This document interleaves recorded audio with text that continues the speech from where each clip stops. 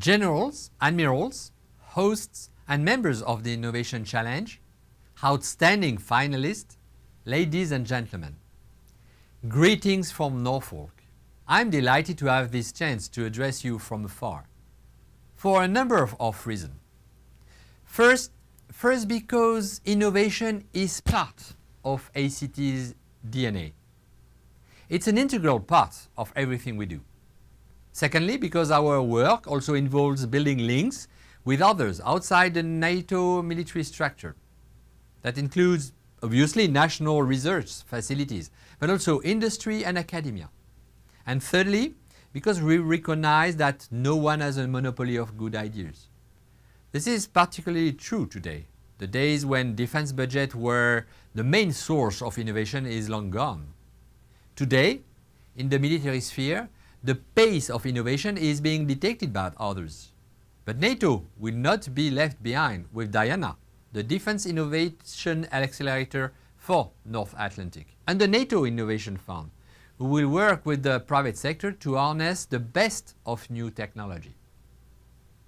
The Innovation Challenge offers us a way of surfacing innovative solutions drawn from outside, to develop new tools and processes by calling out to smart people outside the traditional defense sector. And it's a win-win because aside from the prizes, of course, it provides our finalists with exposure to NATO in general and to the NATO countries in particular. With the NATO Innovation Network, the Innovation Challenge helps both the NATO command structure and the alliance to enhance a defense innovation ecosystem. This year's challenge is one where it is useful to start by looking at a map and to look at the map in a different way. Well, most people, when they think of a world map, picture the standard Mercator projection. But to appreciate the importance of the high north, of the Arctic, you need to look at it from the top, as portrayed in this year's challenge. That way you can appreciate the full impact of climate change, the interplay between the players, and the potential threats and challenges associated with what remains a very challenging geographic area. No doubt a good starting point for our smart finalists. This year's challenge is entitled Monitoring the Arctic from Space to Seabed. It includes 4 subtopics: communication, situational awareness, search and rescue, and subsurface navigation. We had a great response to the challenge. 48 proposals came from 12 NATO countries, including 2 from our newest member, Finland. And now we are down to the 10th finalists from Denmark, the United States, Germany, Canada, and Finland. And now comes the exciting part. We will soon be announcing the winner. In closing, I want to thank the members of the Innovation Hub, as well as our NCIA and Open Seas Technology Innovation Hub partners. And of course, the Danish Joint Arctic Command, our hosts today. And what a pleasure it is to see an old friend from ACT, General Pum Prindal. I also want to thank the members of the jury who assessed the various proposals, taking into account how relevant, how innovative, how useful, and how viable they were. And of course, those that answered the call, those who accepted this challenge. It remains for me to wish all of you good luck. Thank you very much and win as a team. Our next speaker will now be General Paul Primdale from the Joint Arctic Command.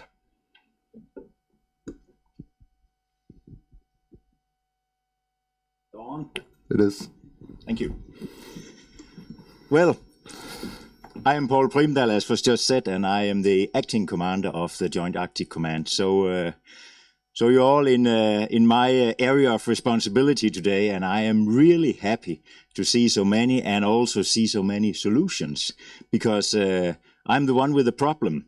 So I really hope that today, after the 10 finalists have presented and we have found a winner, that it'll be something useful. But I'm actually in no doubt that all 10 solutions can be very useful up here. It's just a question of getting started. This area of responsibility that we are covering up here is the size of Western Europe. It's Greenland alone is about 6 times the size of Germany. So it's a huge area.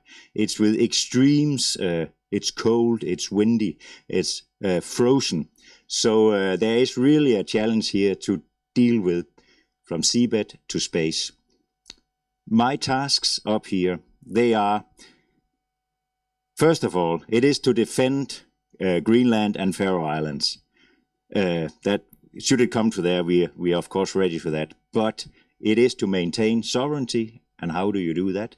That you do with being able to survey the area. So ISR is hugely important. Secondly, we support the civilian population up here, especially with search and rescue missions in this huge area. And I'm sure that some of the solutions today also will address how can we do that in a smarter way. So that is hugely important, that we can perform search and rescue.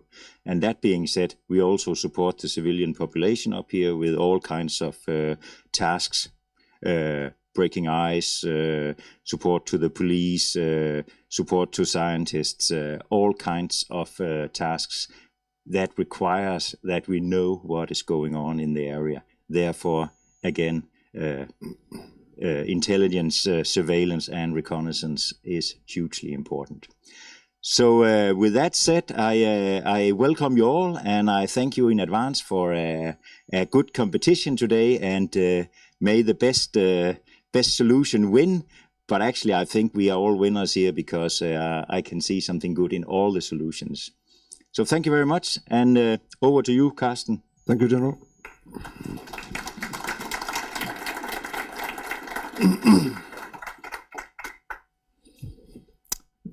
Wow. So we have now reached the moment where the challenge is ready to be launched and its final stage. 10 competitors or finalists are ready with us here today, either by their presence or on the VTC out in open space. They are ready to present or pitch their solutions, and they will, to the jury over here on my right side, 8 jury members are ready to evaluate each solution, and in the final to pick out 3 winners of today's challenge. The jury consists of the head of jury, General Didier Polomé, appointed to the ACT Digital Transformation Champion and as a special advisor to SACT in NATO. We also have General Paul Primdale as the commander of the Joint Arctic Command. We have Antonio Calderon, Chief Technology Officer at the NATO Communications and Information Agency, NCIA. We have Edwin Kaiser, Civilian Advisor to SACEUR in Mons, and also a Director for the CCOMC and a Advisor to the staff in Mons when regarding civilian and military matters. We also have Marisol Maddox, appointed to the Polar Institute of the Woodrow Wilson International Center in Washington, D.C. And we have Martin Kusabowski, appointed to the ICAP program of the Virginia SPDC Network and the George Mason University. We have Jerry Cronin, Executive Director of the Open Seas Technology Innovation Hub at the Old Dominion University. And we have Sten Søndergaard, Director of Defense Research Center, Danish Military of Defense, Acquisition and Logistics Organization. Welcome to the jury, and give them a hand.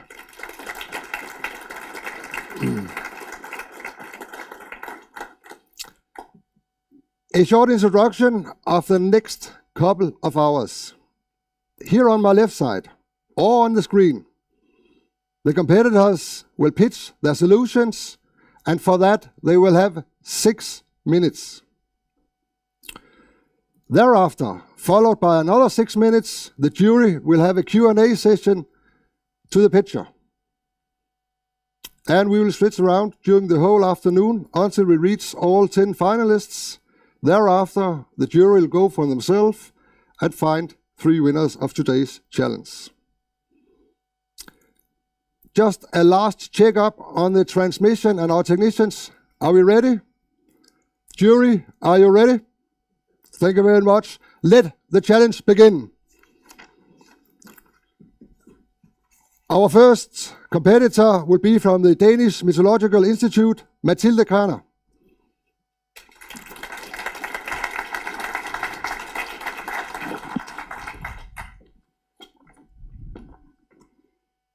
Må jeg tage den her? Det spiller. Tak. Good afternoon. My name is, as said, Mathilde Kraner, and I'm here representing my fellow colleagues from the Danish Meteorological Institute, the unit for satellites in the Arctic, Tore and Jørgen, who's also part of this proposal. Our proposal has a focus within the area of maritime situational awareness, and it's called ASIP, AI-based automated sea ice services for the Arctic and coastal waters. This is a Sentinel-2 optical image of the Narsarsuaq fjords, and you can see how the ice is broken where we have ships going in. So, sea ice and icebergs is an integral part of the everyday life of Arctic communities and stakeholders operating here. Climate change is, however, expected to reduce the sea ice cover and increase the human activity and marine transportation access to all parts of the Arctic. The sea ice will, however, continue to be a hazard.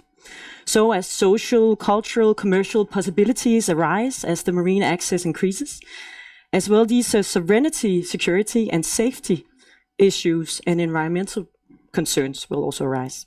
The growing maritime user group accessing wider parts of the Arctic that calls for detailed and timely information about the state of the Arctic sea ice for maritime safety, for risk assessments, and also for strategic planning purposes over, on, and under the ice.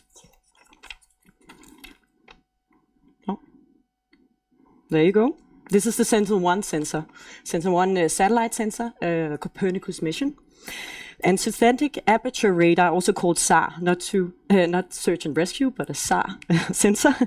The satellite imagery from that sensor enables detailed year-round mapping of sea ice conditions due to its high spatial resolution. It's higher than 100 meter, and the independence of solar illumination, and also it's unimpeded by cloud cover.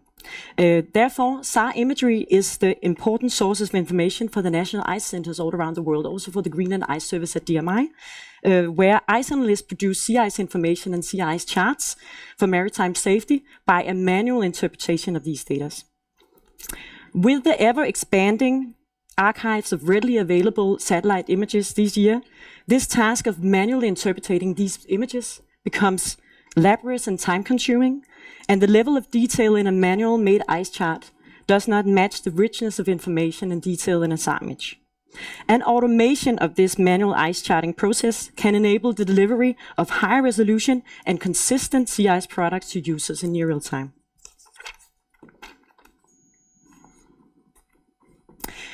Classifying sea ice in a SAR imagery is not a trivial task. And for several decades, the design of a SAR-based sea ice classification method has been studied by the R&D communities. A focused research effort within these recent years and the use of artificial intelligence and computer vision, the so-called convolutional neural networks, and data fusion of the SAR data with other satellite data sources that have complementary capabilities, such as microwave radiometer data, has led to the development of a state-of-the-art method for producing detailed and consistent automated sea ice products in near time. DMI is today world-leading within the field of automated and robust, so seasonally robust retrievals of sea ice information from these data.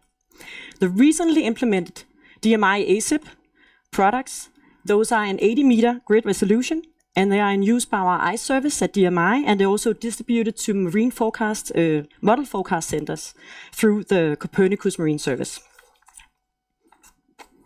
However, Our current AI model performs very well for the ice edge and for the interior ice cover. It still has some limitations in the coastal zone and also in the fjords where the most human activity actually is. So this proposal is to take these products to the next level by developing a dedicated AI model for the coastal zone and the fjords. And this we will do with utilizing the high-resolution Sentinel-1 IV data on a 10-meter grid, which will give us an unprecedented spatial resolution in our output products. We'll also do a dedicated training data set to develop this model based on the coastal ice charts that have been made by the Greenland Ice Service for the serious dog sled patrol in the Northeast Greenland area. So we'll expand the model performance with the additional data set. Also, we will integrate the use of freezing degree days temperatures information and integrate temporal information in terms of using the previous ASIP product as a first guess to be able to make the model predict fast ice growth and thickness. And there's various possibilities for further development of the model with additional tuning to test its capabilities of inshore and coastal ice. So ice information for decision support needs to follow 5 criteria: accuracy, reliability, actuality, relevance, and accessibility. This proposed solution will benefit a wide range of both public and commercial stakeholders in the Arctic. So not only the Danish national defenses and the authorities that has to operate here, but also the marine transportation in general, cruise ships, offshore industries, fisheries, and the Arctic communities living from the ice. Further, with the evolution of weather and ice prediction models with higher resolution and a fully automated sea ice mapping system with also coastal information will be able to provide high resolution sea ice products that can be integrated into these models, the forecast models, and enable a better production of improve the forecast quality of these.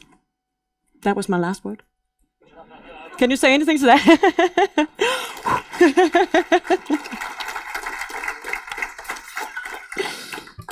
So we can start opening up the session for questions in the jury. Antonio, please. Thank you. Thank you. One of the challenges is the data to train your models in the fjords. The robustness or accuracy of it will depend on the data sets you're going to use for training the model. You're right. And how are you going to get that data set with the 5 characteristics that you mentioned? Yeah, so it's actually, that is what positions DMI in or the centers around the world that has these ice charting archives, because that has proven to be a rich label data set for these models, because we have these ice charters that have produced ice charts based on the SAR images for many years. And especially when we see that our performance didn't, in the overall model didn't work that well for the coastal areas, it made us think that we have actually worked together with the Arctic Command and the Serious Dog Sled Patrol to make these very high resolution maps for many years for the Northeast Greenland coast. So these ice charts can be used to do like an extra data set that can improve the model performance. It has information about the freezing of the ice layer, so much more detailed than those ice charts they normally produce for the offshore, for the maritime, for the ships and such. Did that answer your questions? Yes. Okay, it's Just an to extra stay data set, on and time, it's yeah. many years of data. So that has to be made into a training data set, and that's actually the task here. If I may, in your write-up, you mentioned word real time or near real time several times. The idea being that you could have maybe 15-minute increments between getting data and providing a result. How do you capture enough data to make that a useful time frame? Capture not data. So maybe I should explain that for the 15 minutes. I mean that what it takes us to when we get the data from the producer in the case with the Sentinel-1 sensor, it's through ESA and Airbus server, and we receive the data. Now I think it's after an hour, 1.5 hours, we get the data, and it takes us additionally 15 minutes to make the processing of that data and output the product. So that's the end goal. And for your question is on how much data we have, or? Well, I guess the question is if you talk about near real time, you have to have near real time input data. Yes. And that's, well, you could say we work together with ESA as a Copernicus provider to make this happen. So they talk about onboard processing of the data on board the satellite. So this is something that is happening in parallel, you could say, that they are aware of this, the issue with the 1.5 hour delay. And also ground segments are improving and such. So it's happening in parallel, not as such in part of our, but DMI is giving input and as a very important partner and a provider, providing ice charts for maritime safety, they listen to the needs there. So I hope that will improve in years to come. Thank you, Mathilde. You mentioned that the ambition is to go higher in resolution. Yes. And you also mentioned the ambition for 10-meter grid. But currently you probably don't have that resolution size. But with the current data set, you have any idea of how you can make finer resolutions before getting the detailed data set? So even finer than 10 meters? No, getting from where you are now to 10 meters. So currently we actually process both. So the 10-meter data I'm talking about is the IV mode of the Sentinel-1 sensor. So the data is already there and we already acquire it, but when we train with the normalized charts, they have a resolution of around 1 kilometer. So it doesn't make sense. We don't foresee to get the detail from the 1 kilometer for the 10-meter data, but we process the data and we just resample it to an 80-meter grid. So with this new, with a better resolution, high resolution training data set, we foresee that we will be able to process the IV data in its original grid. So grid resolution is not the same as real spatial resolution. And also when you use convolutional neural networks, you look at different scales. So the output resolution, even though we grid our products on 10 meter, there might be some dependencies from other scales. So we can't say for sure that the output resolution is 10 meter. But that's the only goal when you go for narrow fjords in Greenland. We have to go for the 10 meter. Yeah. But the data is already there. Thank you so much. So just back to the question of the training of the AI, because some of the conditions are changing because of climate change, and so historic data alone doesn't seem to be sufficient in terms of the operating conditions we may be encountering. How are you thinking about kind of overcoming that hurdle? Are you doing anything with some of the climate models, or how are you dealing with that? So it sounds, maybe when I say archive data, I mean archive data only for the era of the Sentinel-1 sensor. So we are talking not more back than 2015. So it's within these years. And actually within these years, we've seen a decrease, an increase, we've seen a thinning of the ice. And also, but we also see extremes in Greenland. We see harsh winters still, and so we see a very large variation. So if you look at ice regime in Greenland as a general over 10 years, you won't see a clear trend. You have to go further back. So from using a training data set that only spans back to 2015, I think we can cover the conditions that we will see also in the next years. Yeah. I think we would have many more questions, but we can discuss afterwards. I'll be happy to wrap it up because time is over. Too bad. So thank you very much for your presentation. Thank you, and thank you for inviting me to present to you.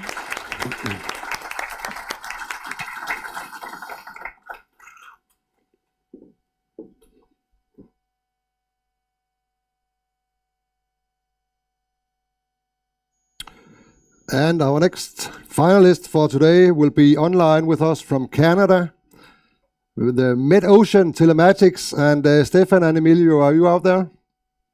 Hello, yes. Just allow us to share our screen here, please. Yes, for sure.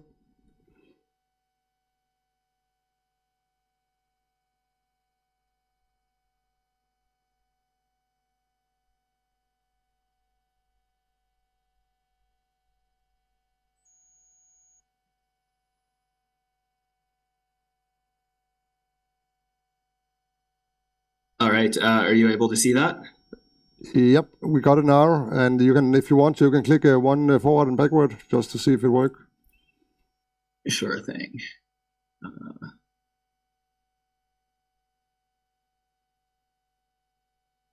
Yep. Okay, perfect. And yep, I think there is a few seconds delay from you on to us, but you know that now.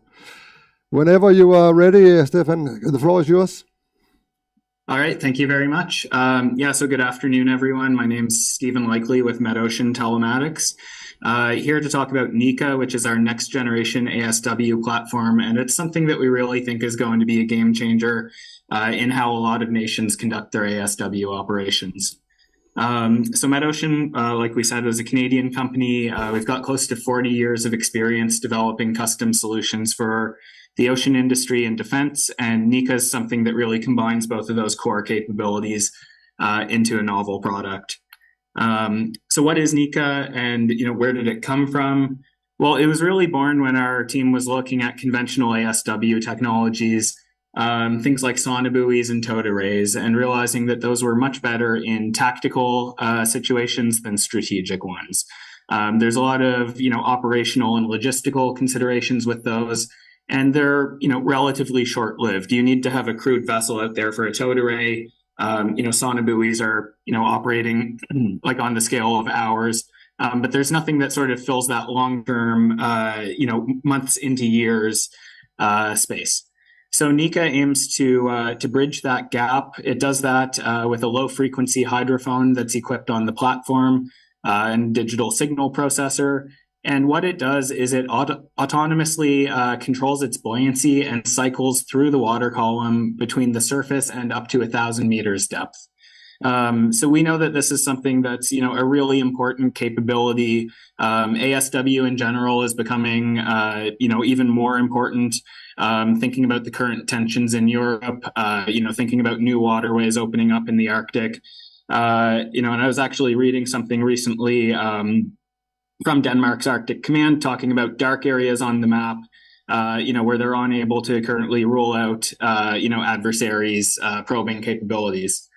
So we really wanted to address that, and we think that NECA does a very good job of that. It can operate anywhere on the globe. I'll touch on that again later. And all communications on and off the device are AES 256 encrypted. So there's really three principles that guided our development of the product so far. The first, which I talked about, is enhancing ASW capabilities. I say enhancing, rather than replacing, because we think that NECA really complements those technologies. It lets you be a lot smarter in how you're using sonobuoys. It's not saying, you'll never have to buy a sonobuoy again, but that when you're deploying those single-use devices, that you can do that in a much more intelligent way. We also wanted to make sure that it was something that could operate anywhere on the planet. That's part of why we have this next generation Iridium communications system on it. Very weather resilient L-band signals. So the intent there is that, whether you're in a perfectly calm harbor in the Mediterranean, whether you're on a busy port in the Baltic Sea, or whether you're in the high Arctic during a snowstorm, that this will give you the information you need to inform your operations. Finally, we made sure that it was very high security. We recognize that this is a very sensitive area for any nations who are involved in it, and wanted to make sure that they could trust, NECA to its data integrity, as well as MedOcean as a provider of some of those services. So this is an infographic that kind of walks you through the typical operation of the NECA platform. Starting in the top left, NECA is deployed from a vessel and performs all of its self-checks on the surface. So it's very easy to deploy. It can be done by 1 or 2 trained operators. And basically what it's doing on the surface is making sure that all of its core functions are operating properly, because it's pretty hard to recover it if it goes underwater before it's validated those. Then it dives to its maximum depth that you've set. And the mission that NECA will perform is very configurable, because we know that users' needs are not homogeneous. You can control, the depths that it's stopping at, how many acoustic windows, how long the samples, what frequency bands, all of that is configurable, and then it'll surface and transmit that data. It doesn't perform any classification. That's not one of our core capabilities, but we know that there's existing processing and classification systems that this can easily feed into. So once it's offloaded all that data, it's going to dive back down to depth. The time on surface is only about a half hour, because we recognize that that's when it's most vulnerable, to collision or interception by adversaries. So what that infographic described is what we call the classic mode of operation for NICA, sort of loosely based on earlier scientific projects.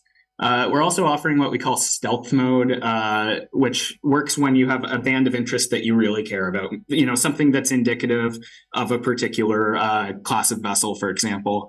And it'll stay there at depth until it hears something in band, and then it'll very quickly surface and send an alert. So it's sort of your canary in the coal mine that says, hey, there's something here, maybe this is a good chance to go deploy a bunch of sonobuoys. And that'll also extend battery life quite a bit. So as far as where we are now, we're planning for beta testing to begin in Q4 of 2023. And we're hoping to identify, organizations, Coast Guards and Navies, for example, who can help us to validate this in a real world environment.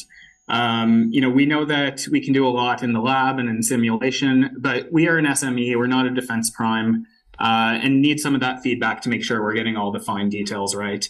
So you can see Sean Connery there on the right-hand side. Our CEO, Tony, likes to joke that it would have been a lot shorter of a movie if he was one of our partners for this. Emilio. So I'll leave it on the tech slides here. And Emilio, thank you very much. Your time has gone. Feel free to take off your PowerPoint and put yourself up on the big screen again. Of course. Thank you very much. And the jury, the floor is yours. I'm sure that will lead to many questions that will allow you to pitch your additional information that might be required to answer those questions. So I will look in the jury first. Paul, please. When it has to surface to transmit, does it work under ice? And the second question, how expensive is it? Yeah, that's a great question. So we are planning to include some form of ice detection. If there is surface ice, then, it will be unable to penetrate through that. But ice detection is something that's done quite well in the scientific community for some of their programs that use similar technologies.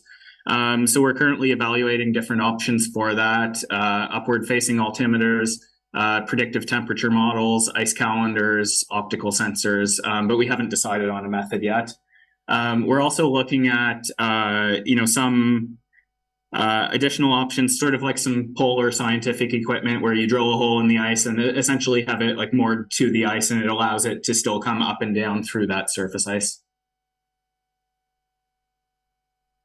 And what does it cost? That's something that we're still finalizing at this point. It's intended to be a fairly low cost solution. So, on the order of, maybe 10 sonobuoys kind of thing. We're hoping somewhere in 30 to 50,000 range, but again, that's finalized as engineering's working through the exact components.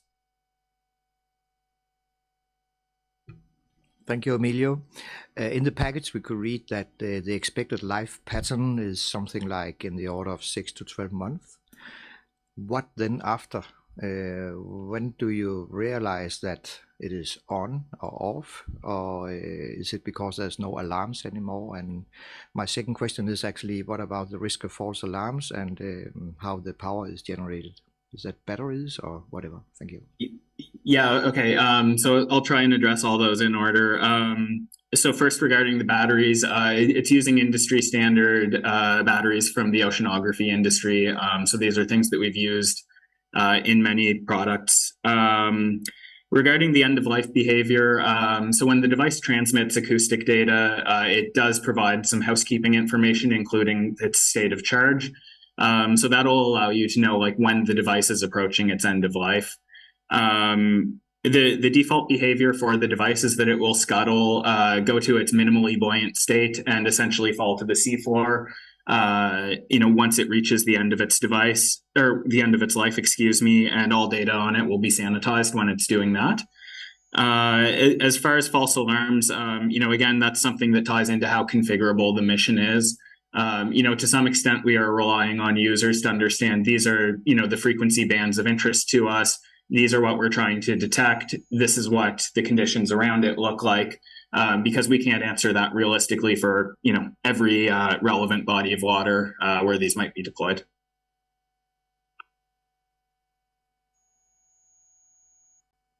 Yeah, thank you. Precisely on that end of life, have you considered environmental aspects if you start leaving all your sensors all over the area of research?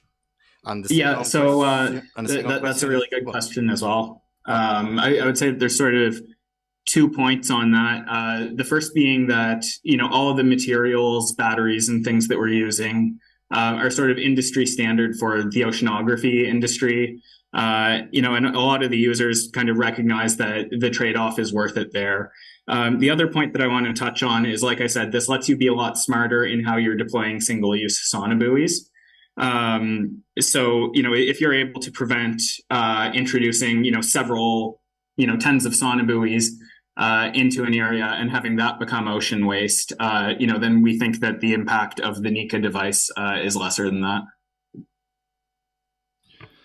You mentioned you're going to be in beta testing fairly soon. It could be a little more specific and maybe translate that to a technology readiness level. And then the bigger question is, what's it going to cost, do you think, to get to an operational state? Yeah, so as far as TRL, we're at a pretty high TRL. So we have a prototype that we've done some basic in-water testing in a laboratory environment. For the beta test, really, like I said, we're aiming to partner with some people who have access to those systems that can validate, the information that, that we're offloading from the device. And we're looking at, different avenues for that. It could be working directly with, for example, a Navy or Coast Guard. There's innovation funding programs through the Government of Canada for validating new technologies. We're planning on putting in a Diana application as soon as we can. So all those things, are routes that we're exploring.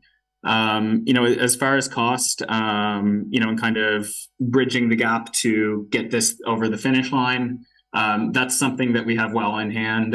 The development has been supported by the Canadian government so far, and all the other development costs are being handled by MetOcean at this point.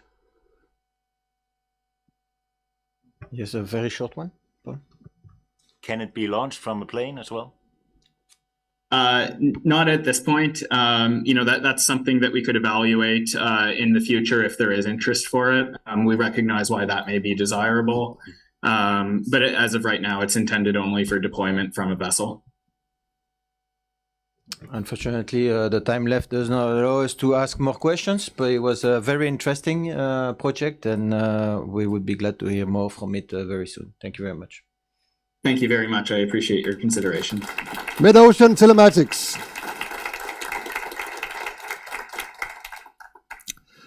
We are led a little bit ahead of the schedule, but our next finalist will be from the RSA Development Group, presented here today by Tony, and in a hybrid version from Canada, also the rest of the team online. Thank you.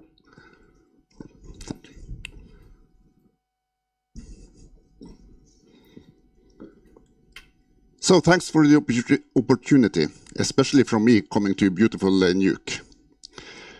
The team is me, Tony Klæbo, from Anja Space, Norway, obviously on site, but online we have with us Paul Adlaka from Seacore Canada, Kim Nødskov from MDSI in Denmark, and Paul Collette from Boeing USA.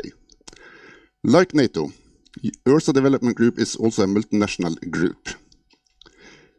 We are going to present a unique and agile solution to the challenges of remote area monitoring and surveillance in support of defense and security, as well as the impacts of climate change to Northerners and northern communities. One of the primary means of monitoring changes over vast regions or rapidly assessing the situation at remote location is tactical use of commercial and publicly available satellites. The density of constellations and the innovations in sensing from venture capital-based new entrants into space sector has been incredible. Data supply is not a challenge. Management of the dozens of constellations with varying performance, operation models, and business models for acquisition of the satellite data fit for use in the scenario at hand is a critical knowledge area. Automated analytics streams that provide feedback in operational timelines prior to deploying higher cost or risk platforms is a key strength of Ursa. Airborne platforms provide follow-up, identify anomalies for threats at remote locations.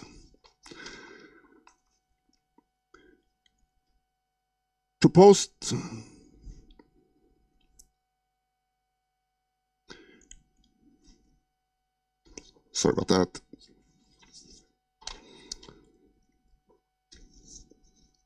Proposed solution includes satellite surveillance, unmanned seagoing vehicle surveillance, unmanned aerial vehicle for area or target surveillance.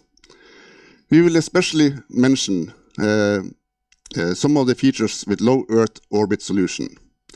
Premium spectrum, rights with globally harmonized spectrum, innovative satellite design with revolutionary beam technology.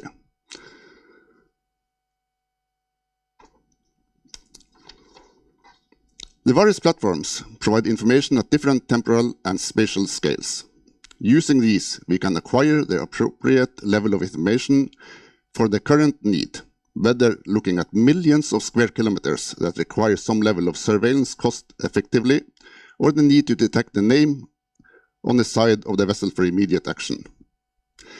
Determine targets or features of interest, establish patterns of normal activity to support anomaly detection, etc. This same system provides a wealth of data for civilian use. Based on decades of experience working in the Arctic, subarctic, the IDG members understand the challenges facing northern communities and people.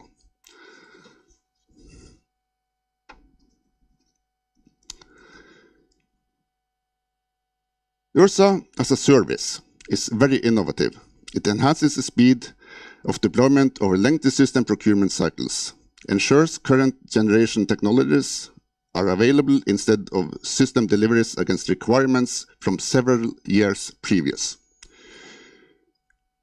Follow NATO standard requirements and several other advantages.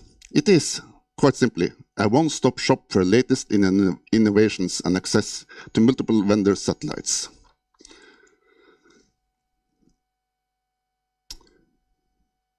Ursa is entirely feasible and has been demonstrated through 2 Arctic X campaigns so far, with more coming.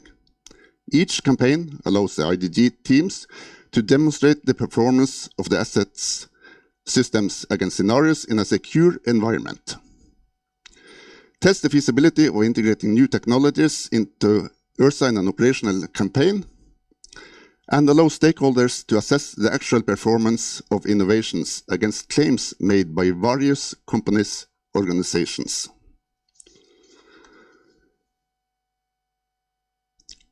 The detection of the Russian corvette that wasn't reporting and the Russian frigate spoofing happened in Danish waters. These were not staged events, but were uncovered during Arctic X campaign of a few days in a limited regions. What is the actual extent of these types of anomalies over larger areas during the year? That is the main question. Thank you so much for listening in, and I stand by for questions.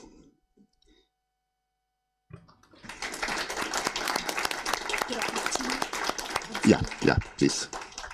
I'm sure there will be many questions on this integration project, and I would like to start on the right side. Yes, it looks like this exists already. So my question would be, what innovation are you bringing to the challenge?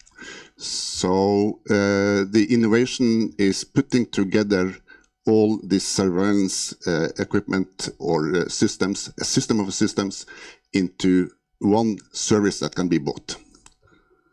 So it's using all these new satellite capacities and the knowledge to use them. That's our main asset.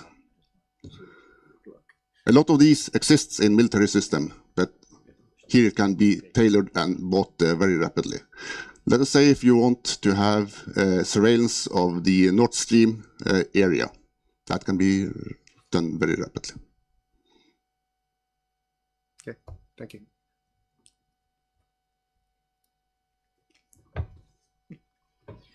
Yeah, thank you. One of the areas that you integrate is social media. How do you select how to trustworthy the media or information from those open source data are before you make it valuable? We have tried it once. What's your criteria? Yeah, we have tried it once during ArcticX 21. And then we put into the social media everything. So I'm not going to say that how we are going to do that in the future, but it worked actually. We were able to take the social media and find curious activity from that. Paul, do you want to contribute with some more information? Thank you, Tony. Folks, can you hear me all right? Paul Blanca from Canada right now?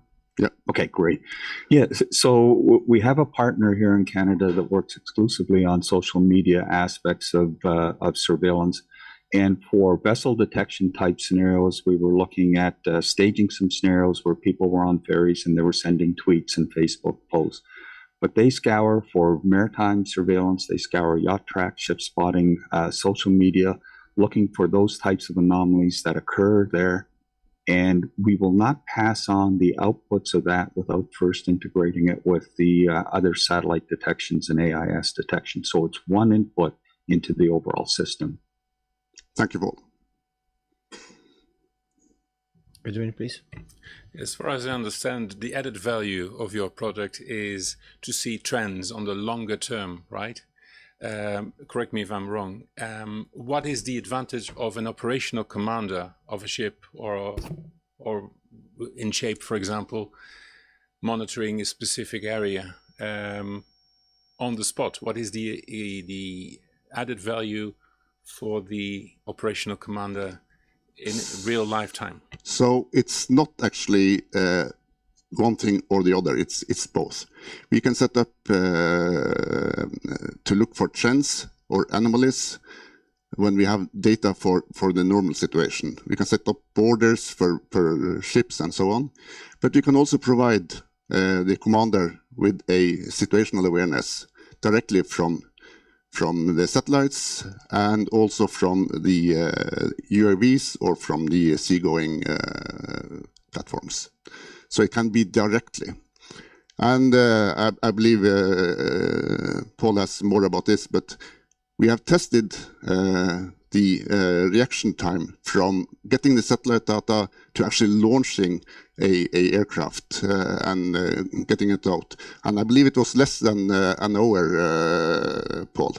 But please correct me if that is not true.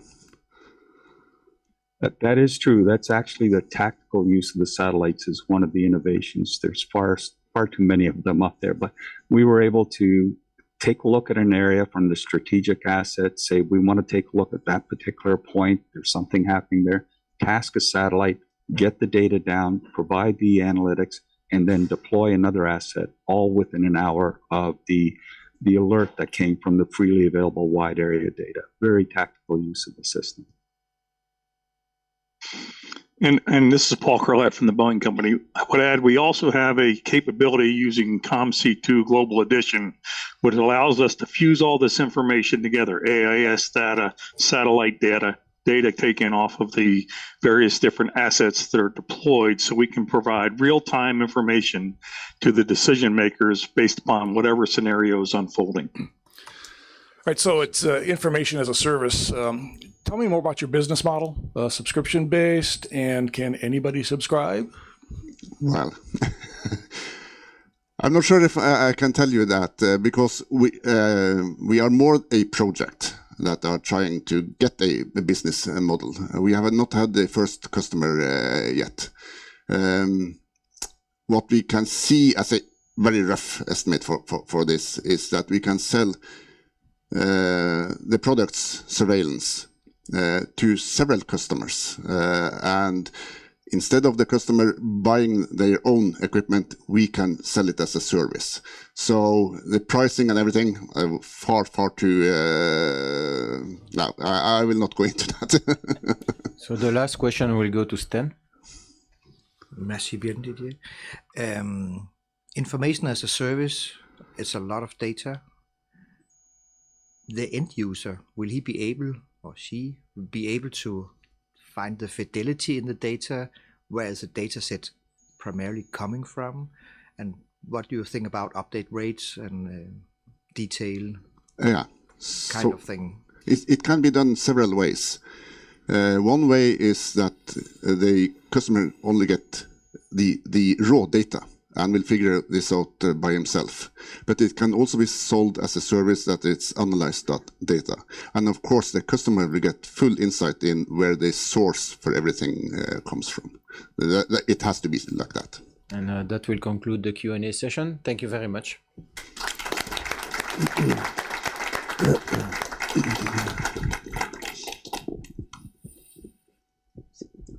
All right, we are pretty fast. I can see on the watch.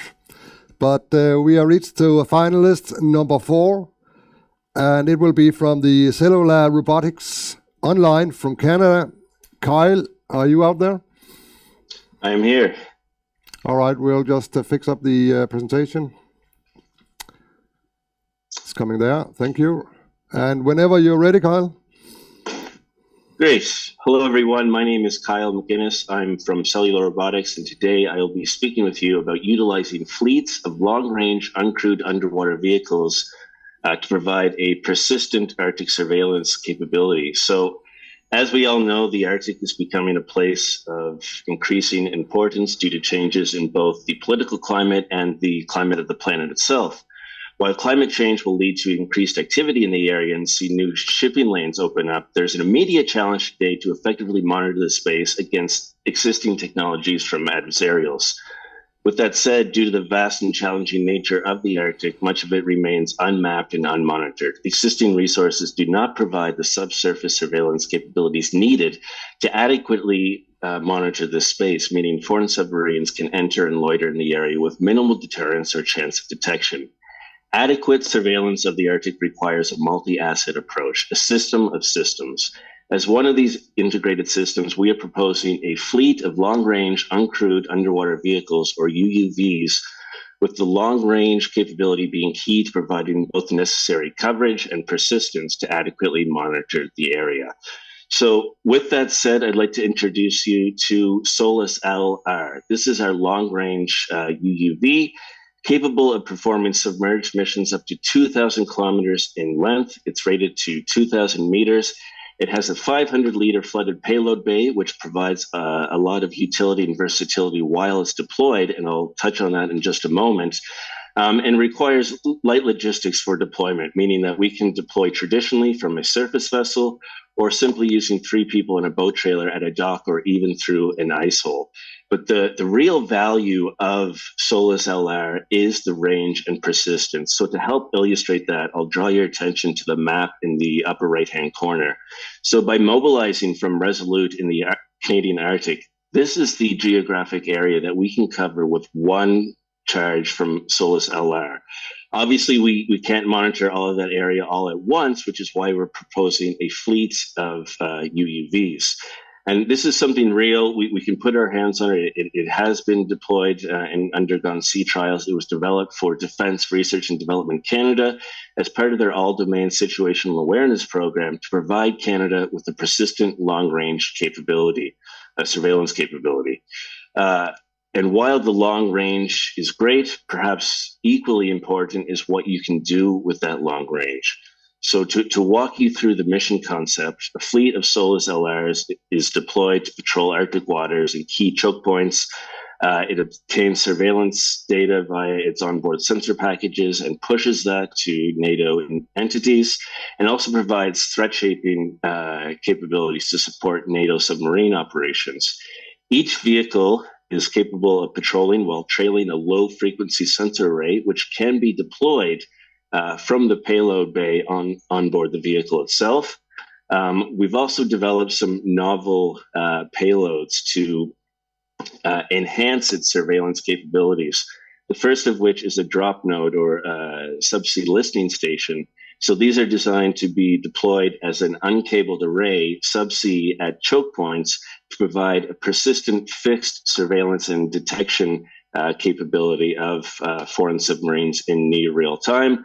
And speaking of near real time, we can set an alert on board the UUV itself, and once the parameters of that alert are met, the UUV can launch a message beacon while it's deployed subsurface, assuming it's in open water environments and not under ice. And that message beacon will travel to the surface and send a near real-time alert via satellite network.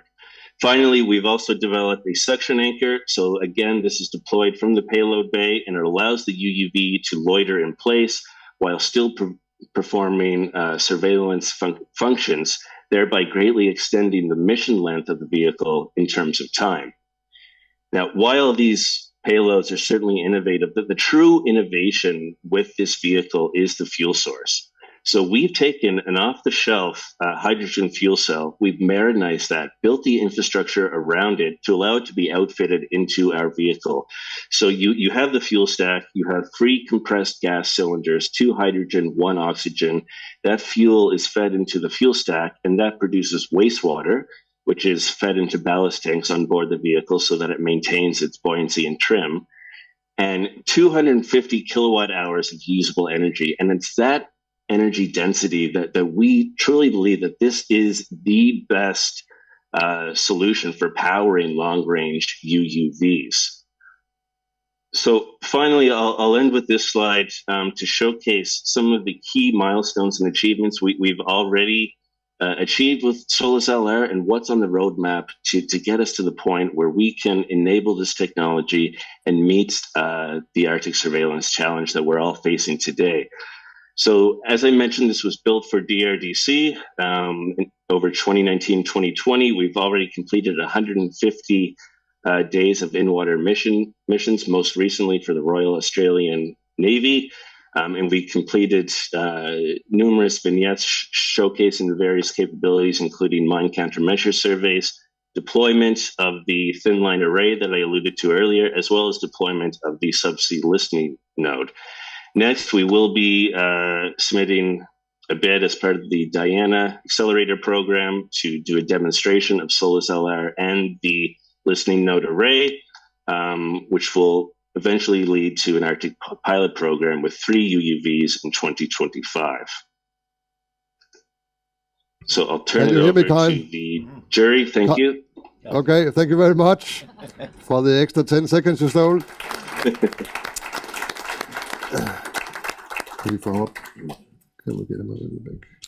Again, a very interesting project that you show us, and I'm sure that it will raise a lot of questions in the jury.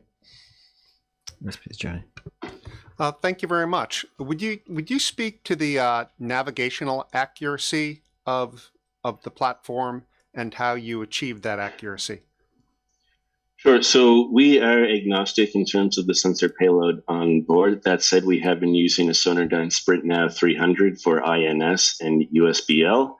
And furthermore, that thin line array, as well as the subsea listening stations and their acoustic ability, will enhance that subsea navigation.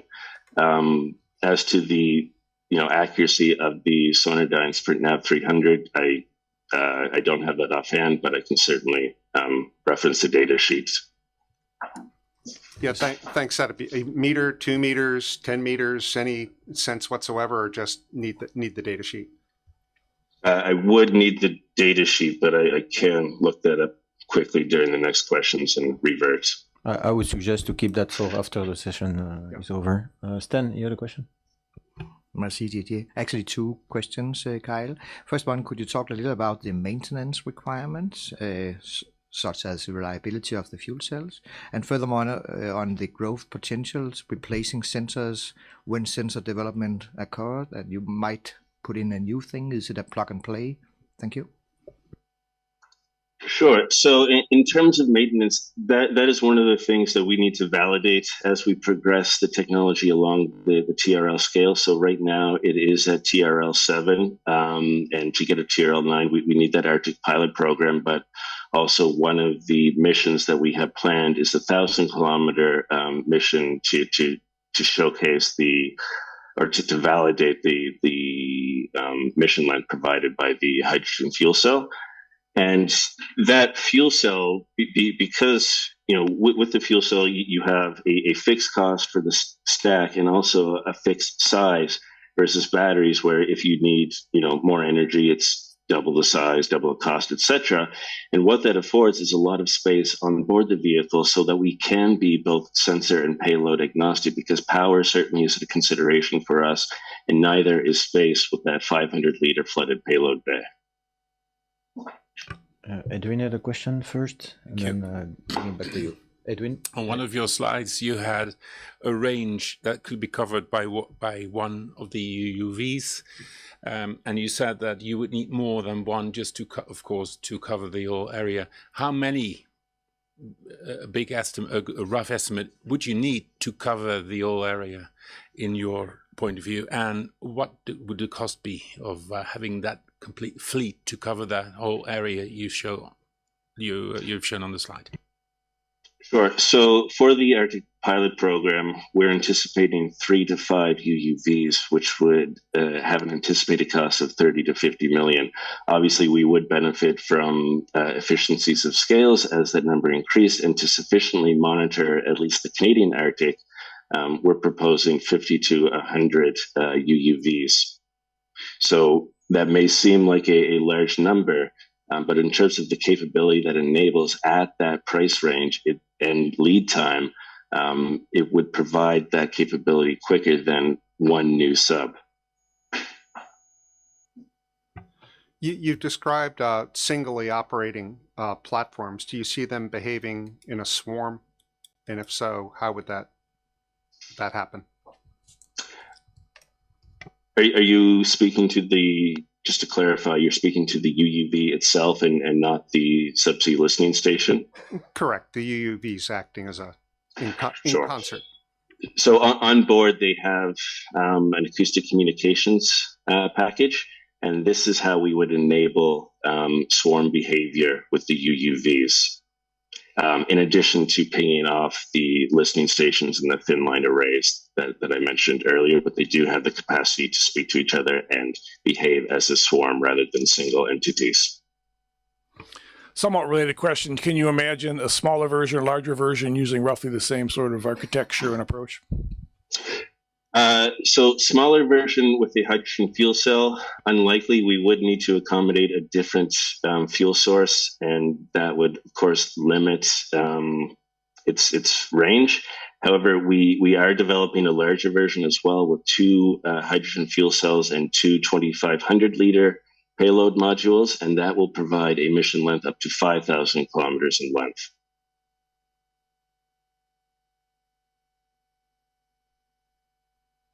Yes, thank you. A question for your roadmap. Would you imagine there was a company deploying acoustic devices and then end of life there at the bottom of the sea? Would you be able to have a robotic arm that could pick them up?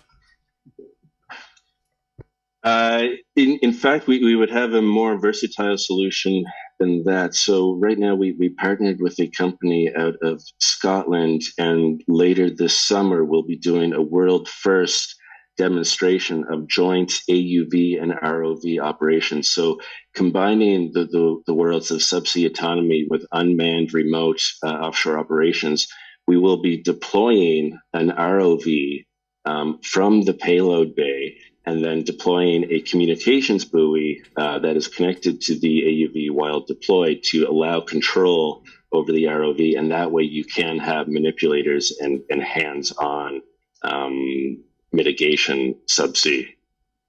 Thank you very much for all those answers to our questions. This will conclude our Q&A session. Thank you very much. Thank you.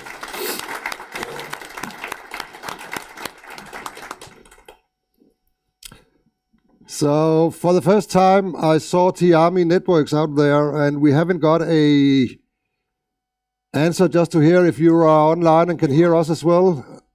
T-Army Networks.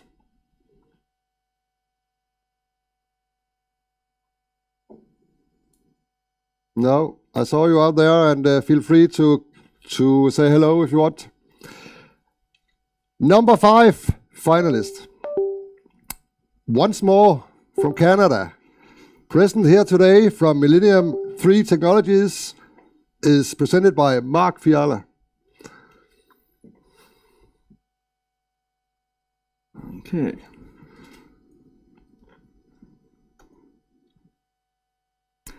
Okay, I want to make a fleet of these for you, Paul.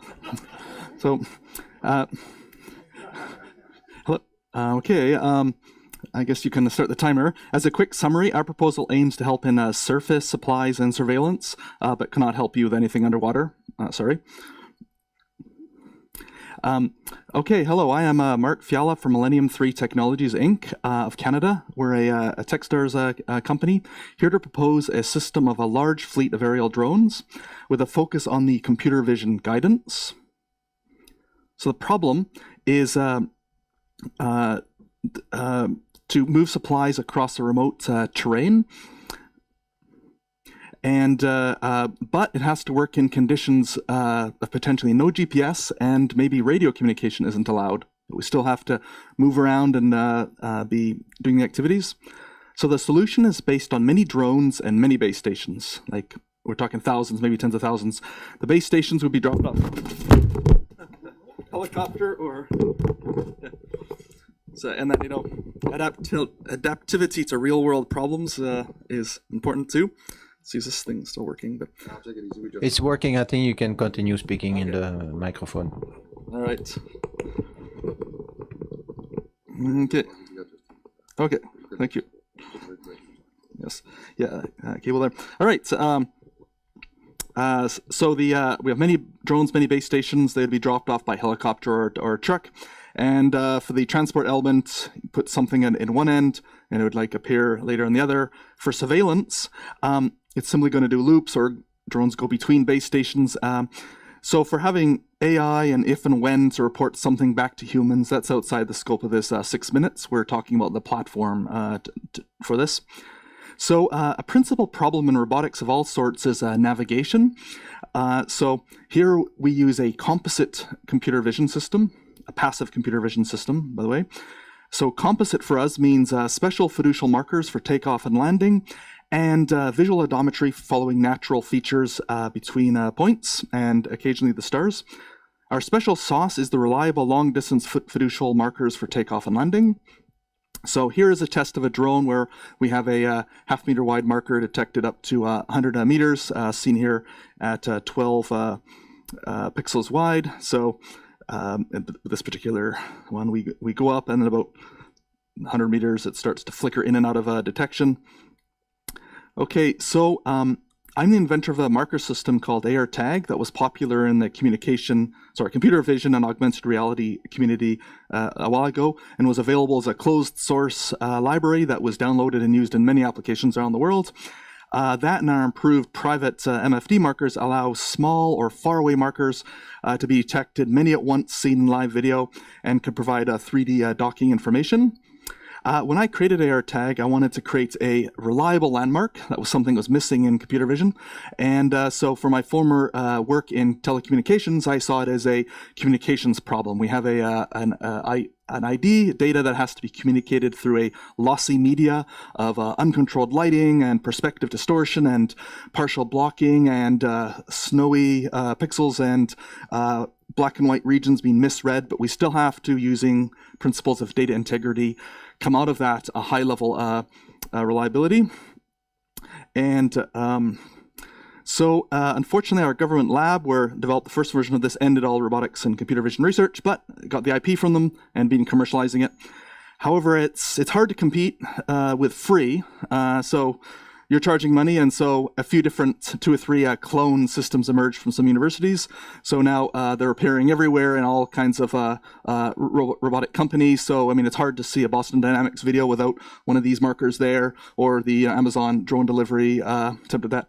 These people got $150 million US for investment with humanoid robots for warehouses. They're going to use AI as it comes out for vision, but for now, behind the scenes, it's the markers that are actually doing the work. And there was a Mars rover there. On the Mars rover, there are some markers. And so on the previous slide, just to say that because everybody's used to QR codes, download the free clone, and doesn't work all that well. Well, we know that QR codes aren't that great, so that causes people, only a few customers that really want performance and know about it, go to the level where you can actually get what you should from them. And the drone landing, these aren't our pictures, but in general, like a box that opens and recharges and protects from the environment. So for the we did an indoor test just before coming. So we go from the blue X, 9 minutes to the building, to the other blue X, and have some waypoints and touch down on some of them. So hopefully the sound doesn't play here. Okay, good. And so let's see if I'll play here. So last year we were fortunate to get an R&D research contract from the Canadian Navy under the IDEAS program to build the first prototypes of a smart camera, which will be a robust solid-state module working in the full military range with multiple sensors to handle the extreme lighting of very low 150 lux in a dim warehouse to 100,000 lux in orbit or on a Greenland ice sheet in the sun. And the smart cameras will have our patented fiducial markers and the visual odometry inside, and it'll be used for the takeoff and landing. So here's a first set of prototypes that it's working on.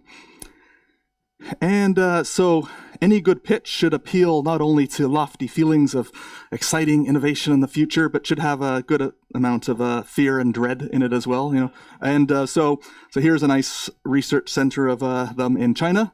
So just saying, you guys don't have to fund us. It's okay. You can maybe buy it from them later. So thank you very much.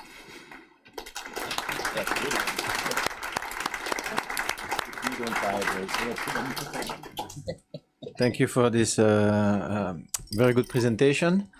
We'll open for questions now, and I would like to open the floor because I have a real question I would like you to answer. Did you think about a solution for the snow covering your tax, and how you could compensate with other possible techniques? Well, the tags would be on the inside when the box opens. So the idea being that we don't really want them to be visible when they shouldn't be, and it would close for the recharging or the protection from the environments. So yes, if the too much snow builds up on the top, don't really have a good answer for that. In general, because I want these to be like just deployable quickly, probably have their own little like motorized legs to sort of adjust, and maybe a little robot arm, so they could very quickly turn into almost like a little space probe or something, with abilities. So, but the trick is to keep the costs low, so that for a given several million euro or dollar budget, you can have thousands or tens of thousands. So they have to reasonably simple, reliable up to a certain level, and then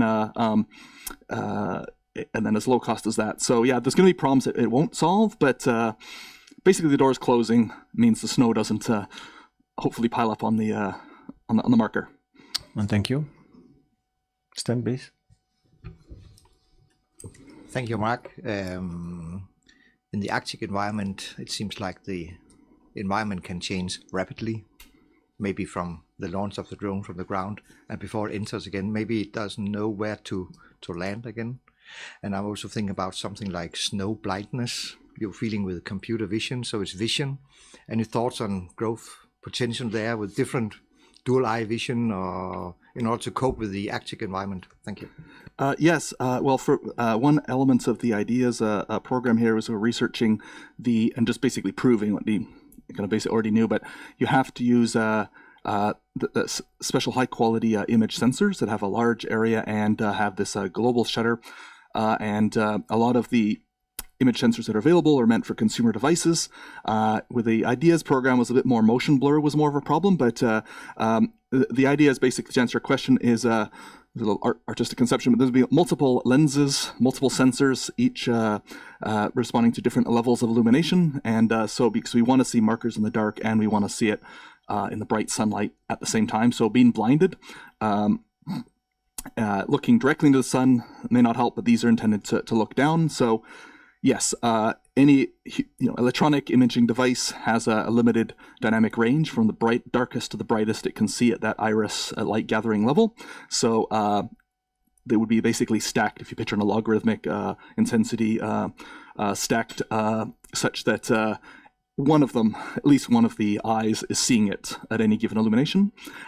If there's like snow blowing while we're actually taking off and landing, I confess don't have a good answer for that either. I guess other parts of the system would have to be adapting that. The idea is it's not just markers for takeoff and landing, but also the visual odometry, which is the motion of a relative motion of natural features. So those can potentially help as well. Like we know we're taking off, we can't see the marker for some image frames, but we're still tracking these other features. So that's...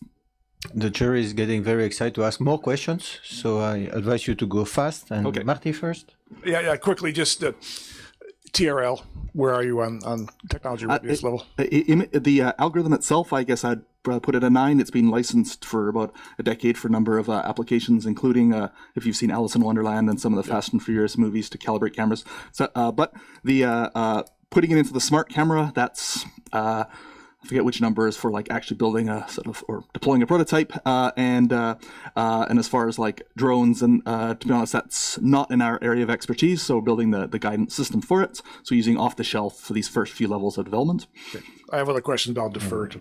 Yes, Marisol first, if you don't mind, will provide with the next question.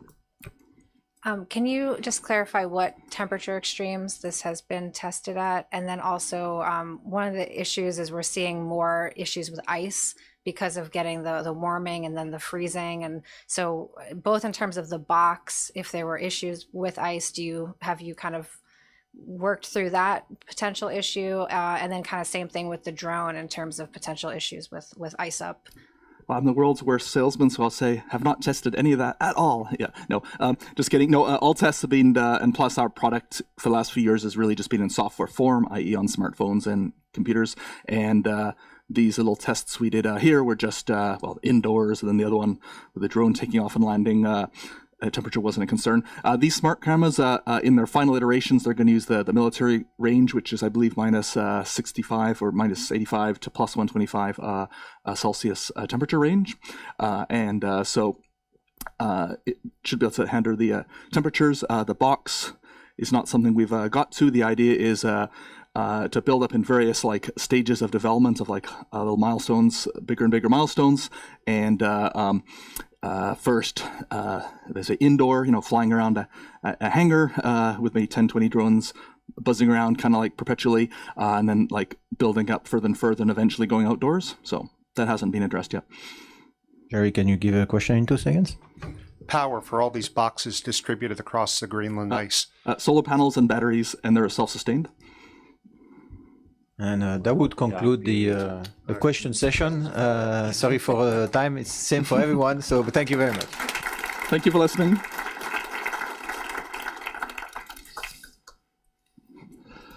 All right, halfway through the day's program, we will now take a short break on 15 minutes. Please be back and seated in 15 minutes. And for the audience online, in about 20 minutes, our next finalist will start up from Kuva Space. So right now, we take a short break. See you in 15.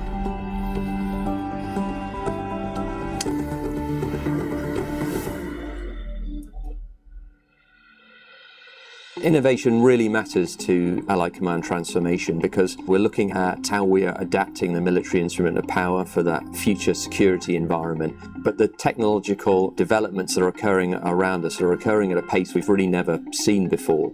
And if we don't innovate to try and understand how those technological changes are going to impact the alliance, then we can't respond. So we've got to innovate in order to be successful.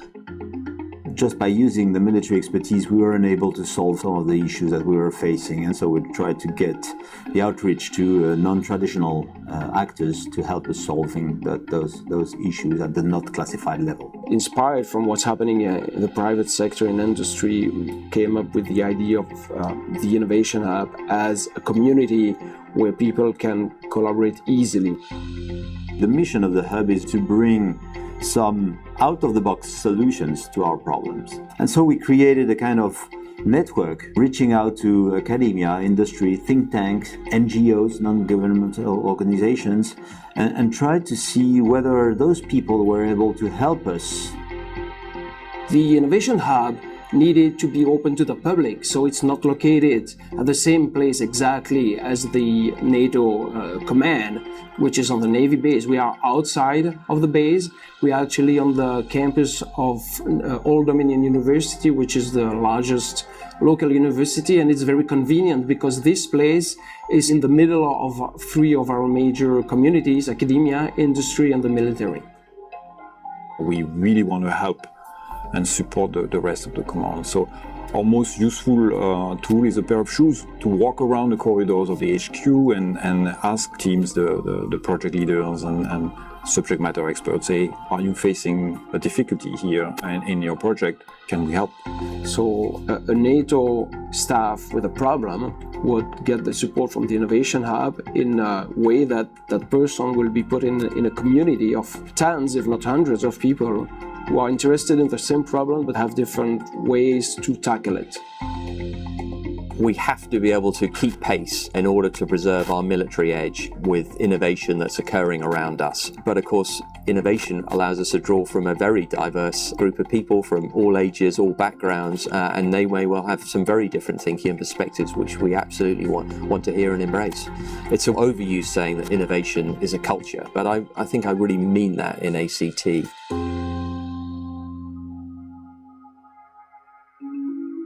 So the community of the hub is very diverse, comes from academia, industry, retired military, members from nations, national labs. I usually use the example of the guy sitting in the basement with popcorn and Coke and then have a smart idea. He is also part of the community. So we try to pull from everywhere. Today, the Innovation Hub is almost 4,000 members from 72 nations, and that tells the story.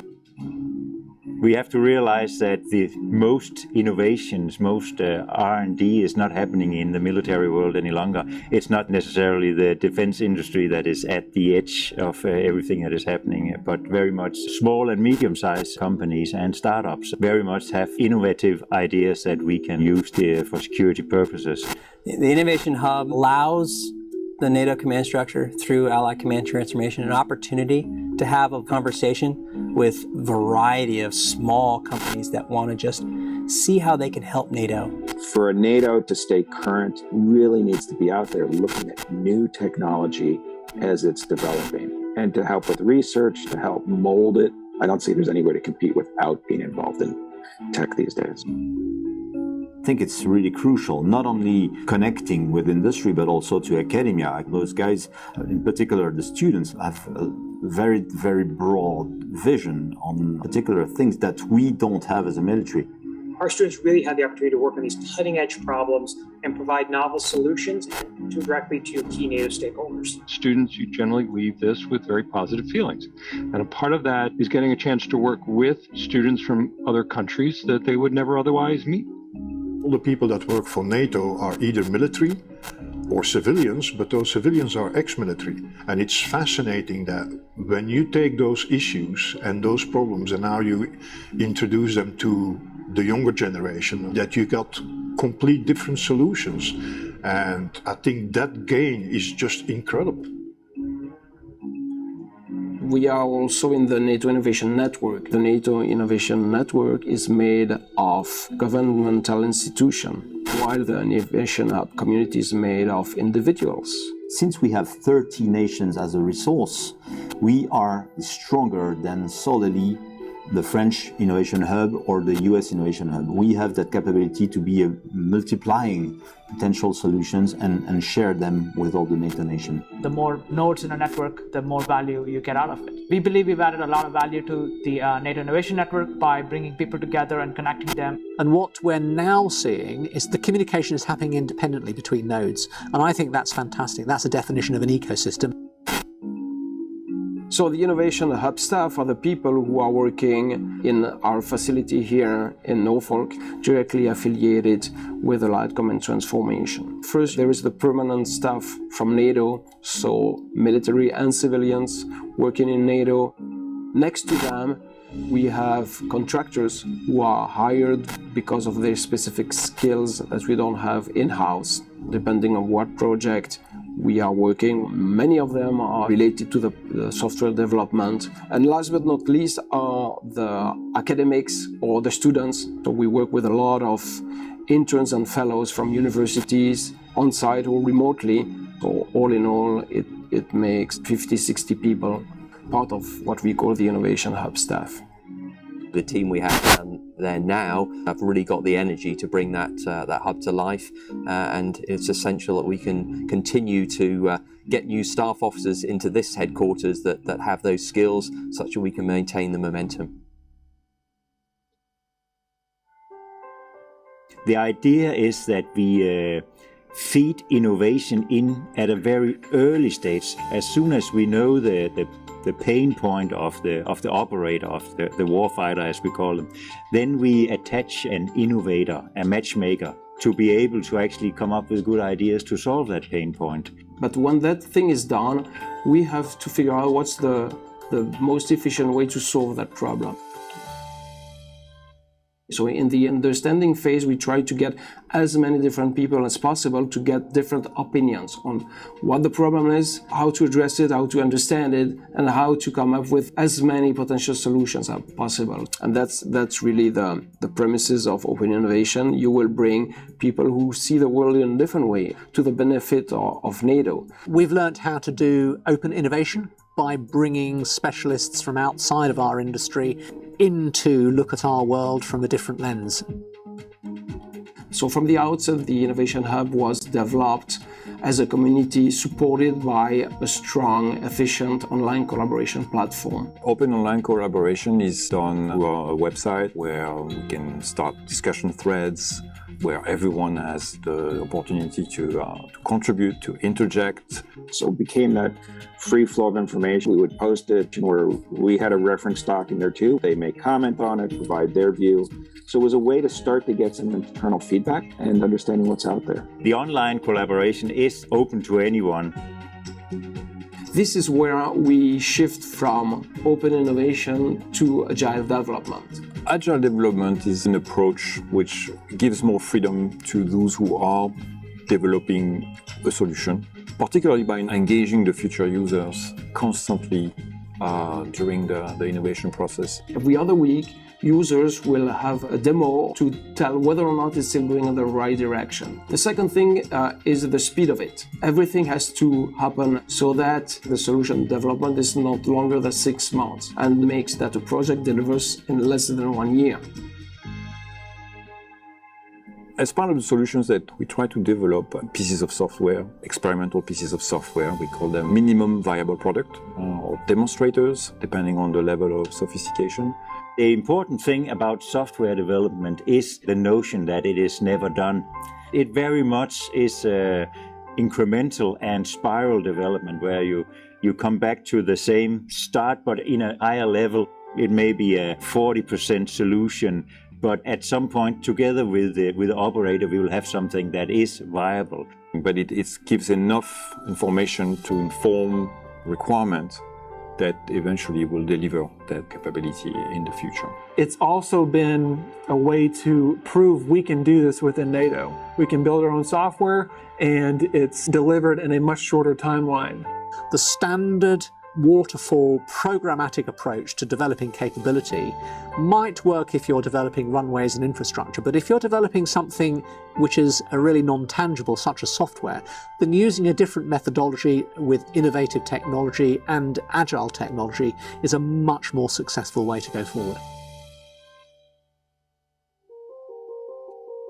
The Chief of Staff of our community here uses the I3 initiative, the initiate, innovate, and imagine kind of model. And in that, we create products that we can hopefully steer into a capability in the future. I help as a software application that handles large amounts of data to help the crisis management communities come up with decisions of the best way to move NATO equipment into an area that is either devastated by some crisis, whether it be natural or man-made. Texas is an intelligence, surveillance, and reconnaissance application primarily directed to supporting Allied Command Operations AirCom Division to help them process large amounts of data, to help them provide their commanders with quick decision-making opportunity on the intel that they have been receiving. And so it really streamlines and makes everything faster in the field of exchanging intelligence information in the air environment. So the Cognition project is one of the latest priorities that we have started to address. How do you build resilience in your population against fake news or against hearts and minds operations? How do you build resilience against being manipulated? There's so much to discover and to learn from industry and academia. DTEX means Disruptive Technology Experiment. And the purpose of such an experiment is to inform NATO about new technologies, new concepts, new capabilities that could be useful in the future. So what happens during a DTEX is you have a scenario that has elements that are both realistic and futuristic. You're basically gaming out to see how well these technologies fit in as a solution. The DTEX produces an assessment of the solution and a de-risking of new concepts, but with the wisdom of the crowd, we get very good feedback on how good a new solution might be and how it can be used. We are just completing now a study on the question of trust in autonomous systems, which was addressing its difficulty to deploy autonomous systems in our current organization because of a misperception of the users.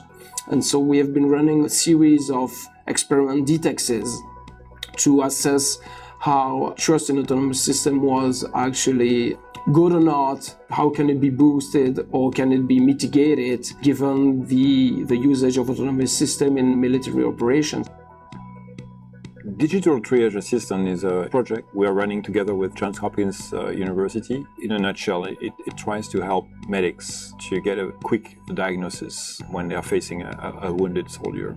The Triage Assistant is basically a wearable, and the idea is that if they are injured, Digital Triage Assistant takes the individual soldier's biological metrics, and that is used as an input to the medic's decision on whether this person gets treated first, second, third, etc. I think the digital triage assessment from the perspective of engagement with the Innovation Hub was really successful. We'd never be able to do that ourselves. So Innovation for Defense is a program that allows classes of university students to solve one NATO problem. And they are guided by their faculty or staff and mentored by the NATO experts. So basically, the Digital Triage Assistant came out of the Innovation for Defense project. So a very good example of how students actually are solving real-life problems for NATO. So the Innovation Hub is most of all a community of people who are collaborating to solve NATO's issues. Anyone on the planet willing to help NATO is part of our human capital and can join the Innovation Hub. And so for the future, what we would really like to do is establish a much closer engagement with innovation. One thing that we also envision for the future is there should be local innovation hubs everywhere, so that the loop in understanding the problem and solving it would be much shorter. My pitch to the nations, those who have not embraced developing and applying open innovation, is that it is very easy to do it, especially when you get help, and we can provide a good part of that help. We have the ability to share all the great things that we are doing for the NATO command structure with the nations that want to help build their innovation centers. And so we make every effort to be the leading agent here for Allied Command Transformation for that effort. We have to innovate. It's only about the scale and pace of our innovation at the moment. We need to learn and we need to move forward together. Of course, there's still more to do, and we're really looking forward to that journey. So we will now present from Finland, Kuva Space, presented here today by Arthur and Lennart.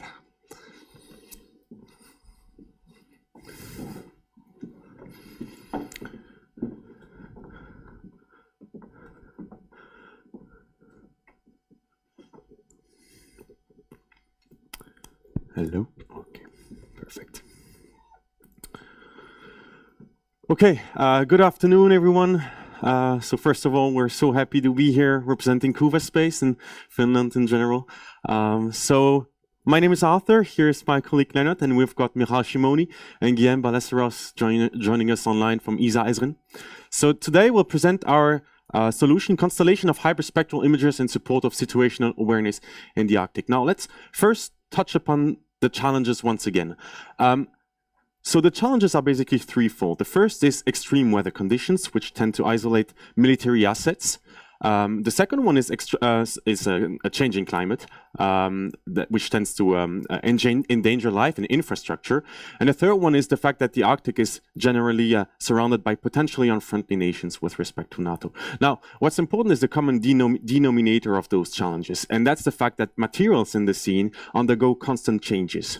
And one excellent way to capture those changes is to use hyperspectral imaging. Hyperspectral imaging is an optical solution. It's the one that we are using. It's a technology that we embark. It's an optical solution that goes beyond the 3D color channels that are traditionally used in optical systems, and it also goes beyond the texture that is typically revealed by radars. So it really provides a unique spectral fingerprint and composition of the objects in the scene.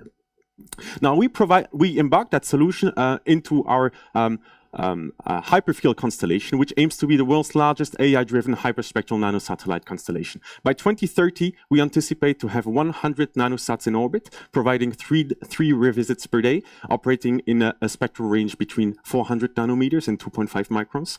A data delivery to ground station in less than 10 minutes, to satellites in less than 1 minute, and a spatial resolution below 10 meters. Now, part of the constellation will scan using our homemade 2D snapshot imager, but what's important is that the other acquisition modes are really Kuva Space's unique capacity. So we can leverage, for instance, off-nadir pointing technology of the imagers to do stereo and reconstruct digital surface models to inspect large assets, for instance, buildings. We can stare longer in different wavelengths to improve the spatial resolution, for instance, for automated change detection and anomaly detection. We can also look at camouflage by staring over and over again in the same frames and increase the fine-grained details in the scene. We can also post-train our AI models with that technology. So this provides a very robust way to do intelligence, surveillance, and reconnaissance services. For instance, situational awareness, such as rediscovery of vessels, or, as I just mentioned, leverage our AI toolbox for AI-based reconnaissance and fast detection and identification. Like I just said, we can detect camouflage with that. We can also characterize battle scenes in terms of land cover, objects, bare soil index, and proliferation of chemical weapons. Now we can also monitor the environment with that. We have proven that with the shortwave infrared part of the spectrum, we have proven that in peer-reviewed academic research, that you can see through mist, haze, and dark smoke, so you can do search and rescue operations. In the same spirit, we can also monitor hazmat and CBRNE. We can also monitor ice movements and river runoffs to study thawing permafrost and ocean acidification. Now, let's look at concrete examples of what our solution can provide. So this is an image that was geolocated over the Ursa Bay in Russia. And as you can see in the central part of the image, this dark red spot, that was an anomaly that spectral-wise was very much different from the remaining of the scene, typically characterized by water and snow. And we found out later on, post-processing, that it was actually downstream of a nuclear waste management facility. And spectral-wise, we can see that this anomaly is especially high in the sphere, which is typical for minerals. Now, another application is to use AI-based target detection. So we trained our model to recognize point source emissions.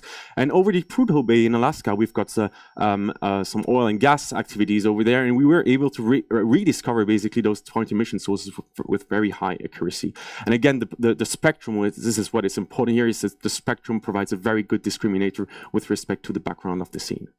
Now, a third example is permafrost monitoring. So we took two images over an area here in Greenland, and we overlaid them, and they basically correspond to the same area, but for different time periods. They're 3 months apart, and you can basically monitor how ice is melting when temperature rises, how water is infiltrating the lands, and how vegetation grows. So this provides very interesting applications in terms of logistics, safety, and climate change as well. So let's wrap it up and see how our AI tailored spaceborne solution will be triggered. So let's say we have an event occurring in the Arctic. We could say, for instance, it's a stuck vessel. So we can activate or request in-orbit processing using the acquisition modes I just mentioned earlier. And we can generate on the fly, in orbit, an analytical product that we can downlink to ground segments. And if a rapid response is necessary, we can also leverage SAT-to-SAT communication. Now, overall, the product will be made available, for instance, in a secured NATO API. So that's it for us today. We have a strong and versatile team with over 35 years of experience in remote sensing, artificial intelligence, and spectroscopy, and 100% mission success in our previous campaigns. So thanks for your attention, and we're ready to take questions.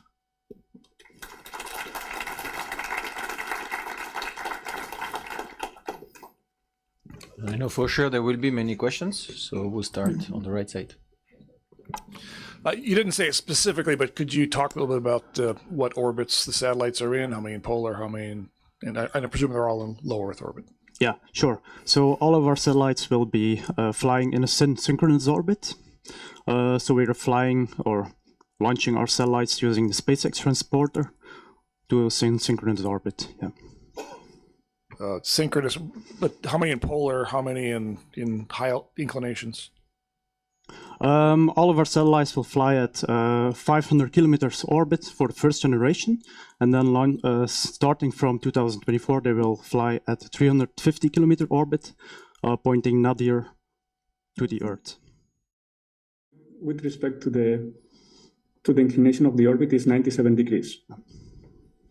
Yes. I'd like to ask a question. Is the service already used, and how much do you want to expand the scope? Where are you going with that?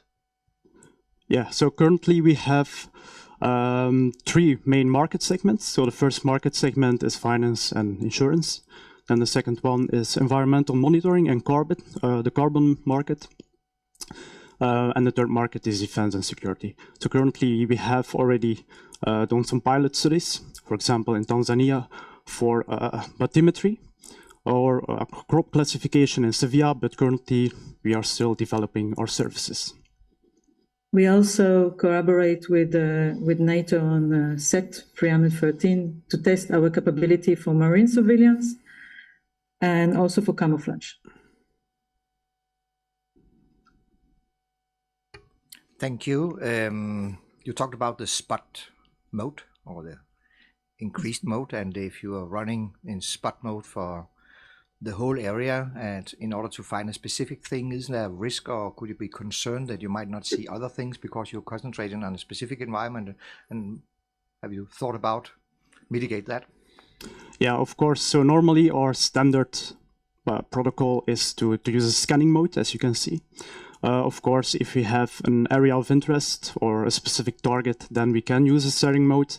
But yeah, then it's normal that you then cannot see the rest of the image or the area. So using the steering mode, you can basically increase the SNR for this specific location or target. Thank you. For this specific region with quite a dense cloud, how do you manage that with your technology? Yeah, so that is a very good question. So using our constellation, we can provide up to 3 image acquisitions for each location on Earth per day. So when you compare to, for example, traditional optical satellites, they have a temporal revisit frequency of 10 to 14 days. So this is a problem. Because if you want to acquire an image and there are clouds, then you need to wait for another 2 weeks, right? So using our technology, we can create cloud-free composites by merging images from our various satellites where there are no clouds in the image. I can maybe add a bit. So we've already proven now that we are able to run state-of-the-art vision transformers. We took lightweight vision transformers and run them on the GPU, so we are already capable to detect clouds on orbit.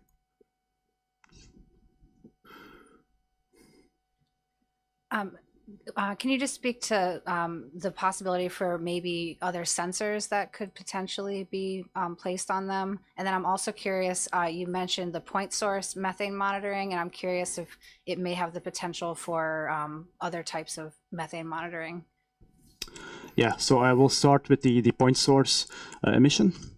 So indeed, this is we can easily expand this to various sources of, for example, emission. Because each material on Earth has this unique spectral signature, right? So if we have the signature, we can detect targets using our target detection models we have developed at Google Space. Could you repeat your first question, please? Just about the prospects of other sensors being potentially placed on them. Yeah, so at Google Space, we are developing our constellation end-to-end. So that means that we are developing both the satellites and the hyperspectral payloads. So as you will be able to see, Hyperfield Generation 2, which is right now under development, which will be launched in 2024. There we have the ability to basically customize the payloads that we insert into the satellite.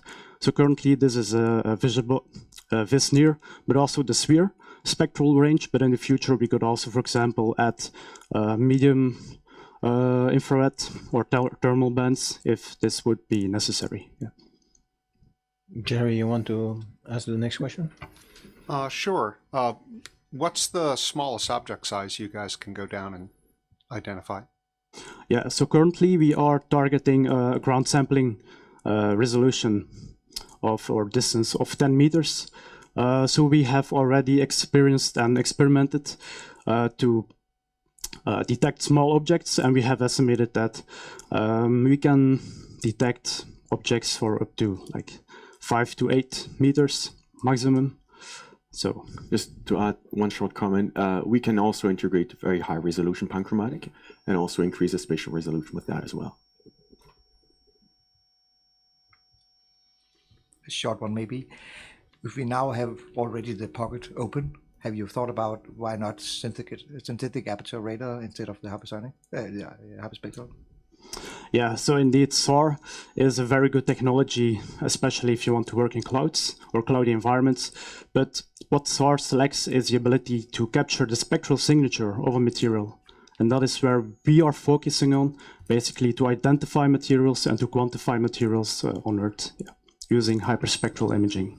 Okay, gentlemen, thank you very much for your time. And thank you. It's very nice demonstration.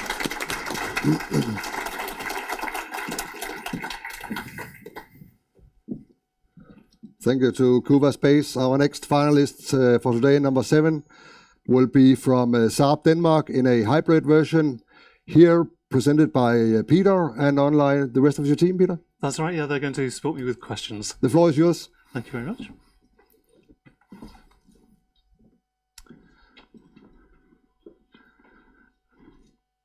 Hello, I'm Peter John. I'm a product manager with Saab in Denmark.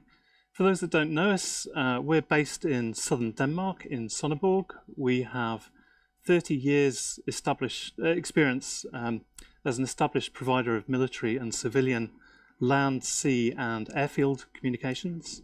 You may well be familiar with our tactical product on frigates in Greenland.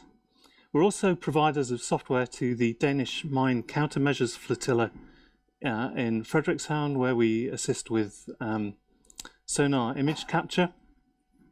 And we've recently conducted a research exercise looking at geopolitical and security risks in the waters around Greenland. And that's reached very much the same sort of conclusions that Brigadier Primdahl has reached, that what is required urgently is some kind of underwater normal picture for Greenland, so that we have some idea what's on the seabed. So this is the solution that we have created as a proof of concept.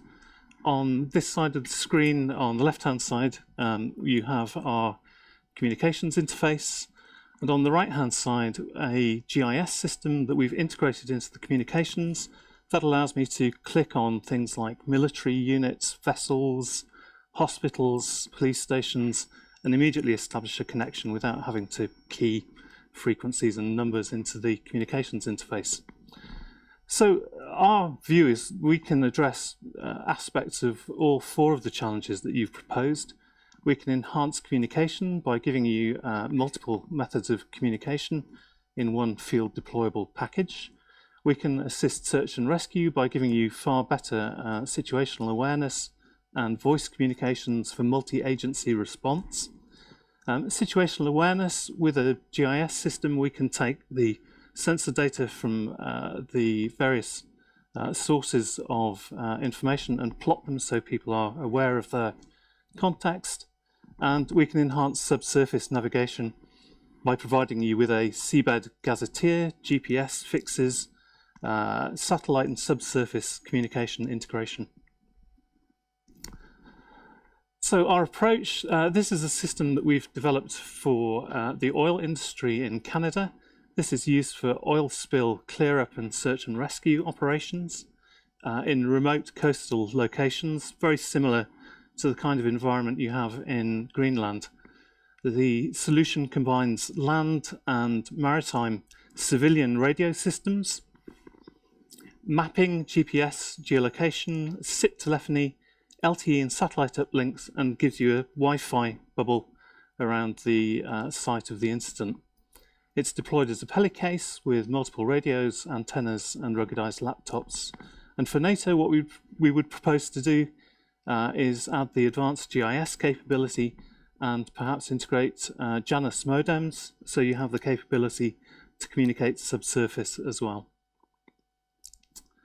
Solution benefits, we've got many solution benefits, but to highlight just a few, key benefits I think are situational awareness in the field. This puts the information in the hands of the people who need it in the incident location. Team autonomy, because this is a self-sufficient unit, the team are capable of executing their mission, whether that's military or search and rescue, without support from a joint rescue center, for example, or a tactical operations center.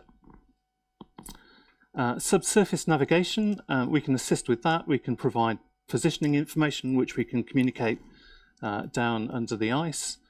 We can present sensor information and gather sensor information. We can show sonar imagery, and we can provide a subsurface gazetteer to allow safer navigation. And then finally, multi-agency SAR communications, this ability to connect civilian resources such as fishing vessels, police, search and rescue helicopters with seaborne military, land military, is also a powerful capability. So innovation and advantage, how is this an innovation? We're giving you state-of-the-art GIS. We're combining that with state-of-the-art communications, integrating seabed sensor and sonar information. That results in a new deployable C3 capability. And then the question is, what type of innovation is this? Is it sustaining? Is it disruptive? We think it's both. It's sustaining in the sense that you're using your existing technology and information sources more effectively. It's disruptive because you now have a new capability that you haven't had before to have self-sufficient operations in the field. Oh, sorry, gone one slide too far. Feasibility and implementation. Obviously, Saab is a well-established defense supplier. We have created and delivered a prototype of this system to Canada. It's in evaluation, which puts it about here in our product development process. And we're now at the stage of specifying a commercial product, which gives NATO a perfect opportunity to shape this product to suit your needs. Thank you very much.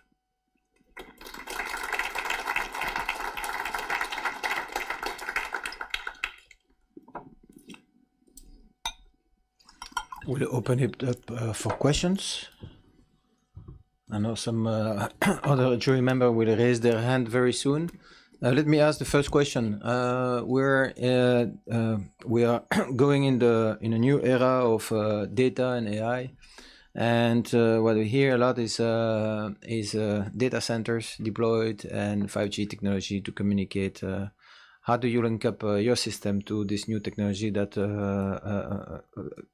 multiple Western militaries are actually looking at? Can I grab two bits out of that? The first question was AI. We're looking at AI and voice recognition for things like keyword spotting. So the point where somebody verbalizes a word like medic over the microphone, we can pick that up and highlight it to the person using the application and say, look, you weren't paying attention, but actually we heard the word medic on this channel. You need to contact this man. So there's that aspect that we're looking at. The other question was MCPTT and 5G LTE. That to us is just another communication channel. So we can bring 5G LTE mission critical push to talk into the solution, and you can combine mission critical push to talk with Tetra, VHF, UHF, whatever else, as just another channel of communication. So that's perfectly possible, and that's on our roadmap. Thank you.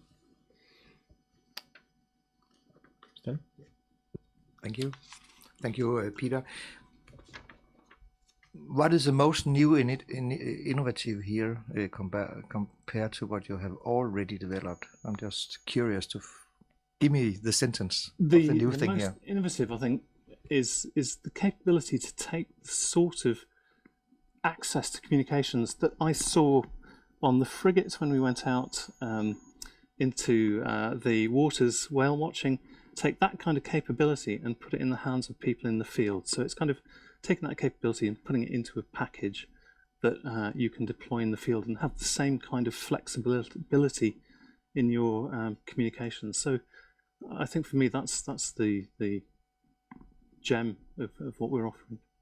Plus you're combining it obviously with all of the other information that tends to get lost, like sonar imagery and sensor data. You're putting it in the hands of the person who needs to make a life or death decision about which way they're going to trek, where they're going to set up camp, how far they are from their sources of rescue. So I think that's also a very powerful thing to put in the hands of the person facing the decision rather than hold it in a central situation. I would like to give the floor to Antonio first and then Marty. Thank you. You mentioned interoperability between different actors, and you mentioned that you can even use HF and then offer that to NATO. Which standards? Because also the amount of data you are dealing with, you end up using HF. There's only a few hundred kilobits. Mm-hmm. So how are you going to do all that in a remote location? Not necessarily. It's you've got the perfect opportunity now to influence the choice of technologies that we implement. For us, they're all more communication channels, and we're very accustomed to integrating those. So, Sven, are you online? Yes, I am. You have any thoughts, Sven? Yes, I mean, generally everything is possible. We have, when we need to fulfill military standards, we can do that. But please have in mind that we are in a very hostile environment where not all communications are available at this level. So we can use different types of responders. We can use a different type of relays. But this should be an opportunity to have a huge combination, regardless of the end design and the requirements that NATO has from the different countries. But this is a setup. That's why it's innovative. Great. I think a lot of us are asking similar sorts of questions. This clearly is an integration play. Yep. And you're at proof of concept. Yep. I'm not quite sure what that means. Talk about proof of concept, and more importantly, what is necessary to get from where you are to where you think you need to be, and what do you need from someone like NATO to get there? So we already have an evaluation going on in Canada, on the Canadian coastline at the moment, with this box of equipment. The proof of concept integrating the GIS is the sort of next increment in the level of situational awareness that we would marry together with the communication capability. How do we take that proof of concepts, our experience with the prototype, and turn that into something for NATO. I guess that depends what your demands that you make on us are. But where I would imagine it would go would be optimizing portability, optimizing power consumption, trying to turn it perhaps into a man-portable thing that you could take on a backpack and give the guy the capability to do communications, perhaps with a tablet for his situational awareness. So the last question will be for Paul. It was just about the power source. When you take it into the field on a dog sled in the Arctic winter, what thoughts have you done there? That's a very, very good question. I think as it stands at the moment, we'd have to look at some kind of a generator for it, the petrol generator, something like that. But if we can optimize the power consumption, which we're confident we can, we may be able to reduce that down to a level where you can rely on some kind of environmental power generation so that it's capable of being self-sufficient on, say, wind power or some other source of environmental energy. So that will conclude the Q&A session. Thank you very much for your presentation.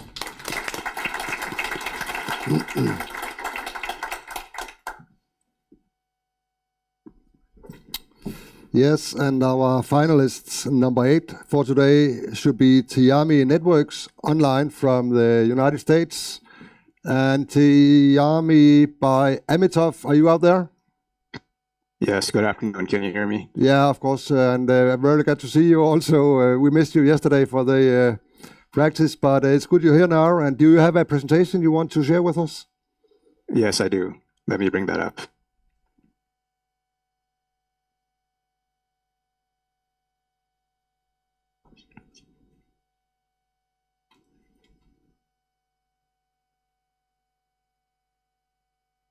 And we see it in full screen now. There is a 1.5 second delay, I can see, just so you know. But Amitov, whenever you're ready, the floor here is yours. Okay, I'm ready. So good afternoon, ladies and gentlemen. My name is Amitav Mukherjee. I'm the founder and CEO of a US-based startup called Tiami Networks. And I'm very excited to present a fundamentally new innovation here today. The title is Long Range High Throughput High-Frequency Comms for Arctic Scenarios. So a bit about Tiami. We are a 7-person startup founded in 2022. We are based in the Sacramento area of California. We have another location in the Washington, D.C. area. Our core expertise is in advanced wireless communications technology. Since our founding in 2022, our R&D has been sponsored by the U.S. Navy, the U.S. Department of Homeland Security, Department of Commerce, and other federal agencies in the US. So the challenge we are solving today is how do you provide pervasive communications capabilities in the Arctic region, which is an area of roughly 12 million square kilometers, assuming a worst case scenario that you do not have any satellite coverage. The challenge theme is covering the seabed to space for the Arctic, and this is our vision for how to do that. So the underwater links from the seafloor are carried by acoustic communications. Then on the sea surface, we have deployed ocean buoys, which use high-frequency radios to relay the acoustic data back to a terrestrial command post or to an aircraft. And then the terrestrial command posts or the aircraft that are picking up the high-frequency transmissions are assumed to have satellite coverage, ensuring that now you have seafloor to space coverage. So high frequency is very appealing because these are radio systems that operate in the 3 to 30 megahertz frequency range, and in ideal conditions can achieve up to 5,000 kilometers of range because they're able to use the ionospheric layer in the atmosphere to bounce their signals back down to the Earth. So HF, it's well known. It's a beyond line of sight technology that is used by militaries and marine applications today. So NATO is no stranger to HF comms. You've been using it for over 60 years now. There are multiple NATO-approved specifications for HF, the STANAGs that were just mentioned by a previous speaker. We have a wideband HF system that's deployed today, which can achieve up to 240 kilobits per second using 40 kilohertz of bandwidth. There are other application layer system specifications for HF, and there are many other variations of HF radio systems used today, including Link 11, Brass, and CFTP. So what's the problem? HF today is long range, but it is low data rate. If you compare HF systems with commercial LEO satellites like Starlink or 5G in this bar graph, in terms of the peak throughput they can achieve, HF doesn't even show up. It's almost like zero compared to the 20 megabits per second with Starlink or 50 megabits plus with 5G. So how do these commercial technologies achieve these data rates? There are two reasons. Number one, they can use much wider frequency bandwidths. Number two, they can also use multiple antennas at each radio to increase the throughput. Both of these solutions are not an option for HF due to the basic laws of physics. The antennas would be too big. So the very fundamental problem we want to solve is how can we increase HF data rates, make them more competitive with satellites and 5G without using more bandwidth or increasing the size, weight, power of the radio. The solution is called creating a distributed antenna system. So let's look at the top right figure. Consider we have two ocean buoys that are transmitting at the same time on the same frequency channel. By co-phasing or coordinating their transmissions, they're able to essentially double the capacity of the link, even though these transmitters are geographically dispersed, meaning they're not at the same location. You can apply the same principle on the receiver side. Let's say you have two or more aircraft or command posts receiving HF signals. By co-phasing the receptions, you can also double or triple your reception throughput. The requirement is to have a low bandwidth control channel between these two or more receivers and transmitters to achieve time synchronization.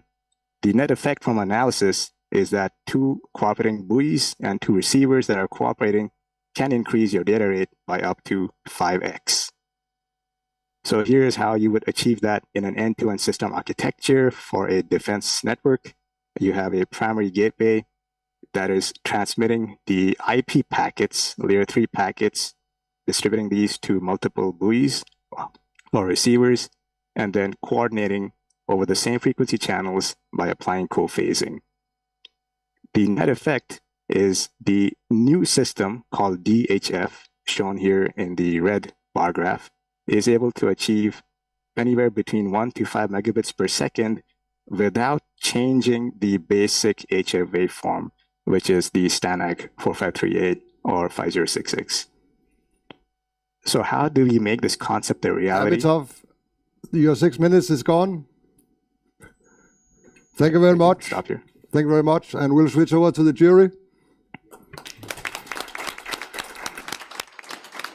So that was a hard stop, but I guess we have to follow the rules here. Of course, you know, depending on the questions you will get, you might sneak some information in there.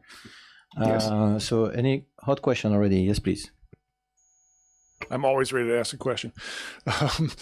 Well, you have the right chart up. I want to know what maturity level you're at and what's it going to take to get down that path a little bit. And you've only got like 12 seconds.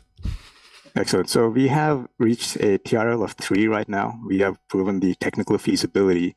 So the next step is we are being sponsored by the USDA and the US Navy to mature this technology. So what we would do first is demonstrate this concept using a terrestrial system in the lab. And then the goal after that is to look at what are the specific challenges when you deploy this on an ocean buoy, for example. So we know there are 2 things you need to solve there. Number one, the sea state is very variable. It can be anywhere from sea state 0 to 5, depending on the choppiness of the water. So we want to make sure that buoys in a rough sea state can still achieve this coordination link and co-phase their transmissions. And the second problem is if you were to deploy this on an aircraft dropped buoy, then we want to make sure the radio system is resilient to the deployment method.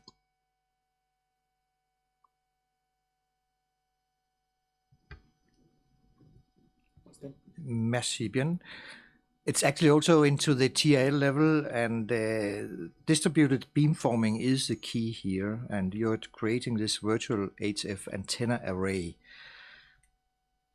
Have you been further out in the field, or is it just in the hardware in the loop, or kind of a simulation environment? Because I could be a little skeptical about the synchronization issues and accuracy going into, let's say, a harsh environment.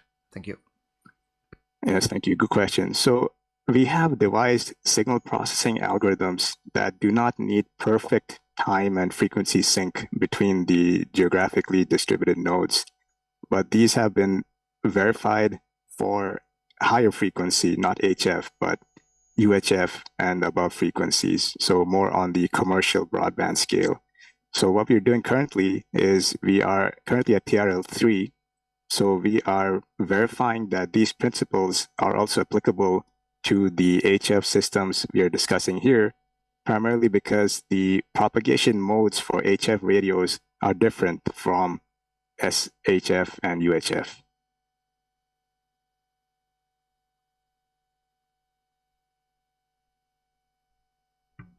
You mentioned there were some non-ideal situations that would be problematic. Up in the Antarctic, you're looking at issues with the ionosphere, auroras, things along those lines, the jamming capabilities that some folks have up here. Can you talk about how your solution might or might not address those particular items, or how you'd overcome that? Yeah, excellent. So actually, if you add this distributed diversity in the system, you're actually increasing your resilience to jamming, because now your jamming attack vector has to concentrate on not just one system, but multiple receivers and transmitters.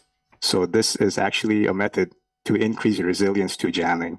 Now, when it comes to atmospheric effects, such as the auroras, then yes, the geographic diversity we have in the system also helps us overcome some of these link degradations, basically by increasing your signal to noise ratio at the receiver. Thank you. Yeah, thank you. As your system relies heavily on that co-phasing link, in other words, each of those sensors will have to transmit twice. So how are you addressing the battery or power consumption once for the uplink as well as the co-phasing link? Yes. So the co-phasing link does not need to transmit all the time between two of these nodes. The reason being that buoys are relatively stable in the sense that they're not meant to be highly mobile. So if you have highly mobile transmitters or receivers, then you need to send more communication information between them to coordinate them, because positions are changing. But for command posts on land or buoys, you do not need to send more than a few kilobits per second of this control information between them. So that helps us reduce the battery power consumption. So I'd like to add a question similar. It's obviously the weakest link is the synchronization link. I would like to know how you tackle this wide area, geographically, so wide in the Arctic region. How do you solve that for the synchronization link? Because I guess this must be a higher frequency, right? Yeah. So the main question is, how can you achieve time synchronization between these systems? So there are two possibilities. One is if at least one of these buoys has access to a satellite link, then you can use that satellite link to achieve absolute time sync at one buoy and then propagate relative time sync between that buoy and its neighbors. Okay. Let's say you do not have any time sync available from a satellite source, such as GPS or Iridium. Then what you can do is create a more robust method that uses only relative time offsets between these buoys to achieve a coarse time synchronization. Thank you very much for this presentation. The time is up for Q&A. And thank you. We hope to see you later. Thank you. Thank you.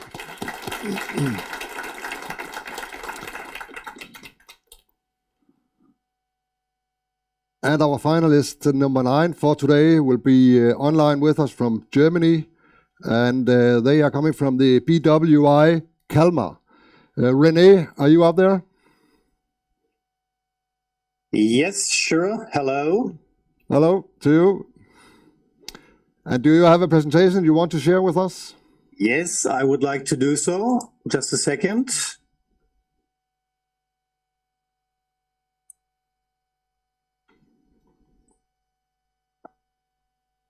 Hope you can see my presentation. Yep, it's up there now, René. And whenever you're ready, you can begin. Great, thank you. With Kalmar, we made the first step towards our vision of monitoring the Arctic from space to seabed.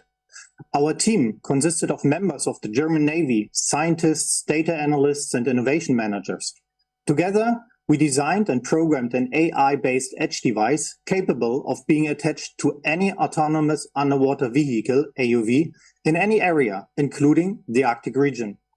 The integration of AI and plug-and-play functionality is the cornerstone of our solution, enabling us to contribute to underwater situational awareness.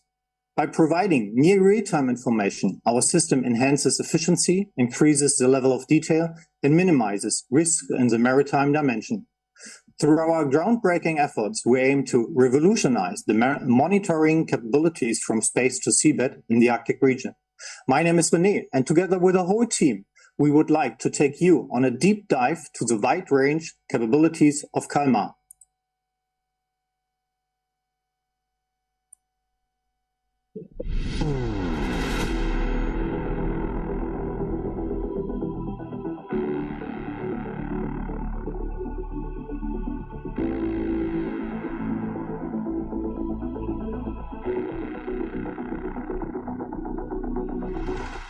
The Kalmar experiment.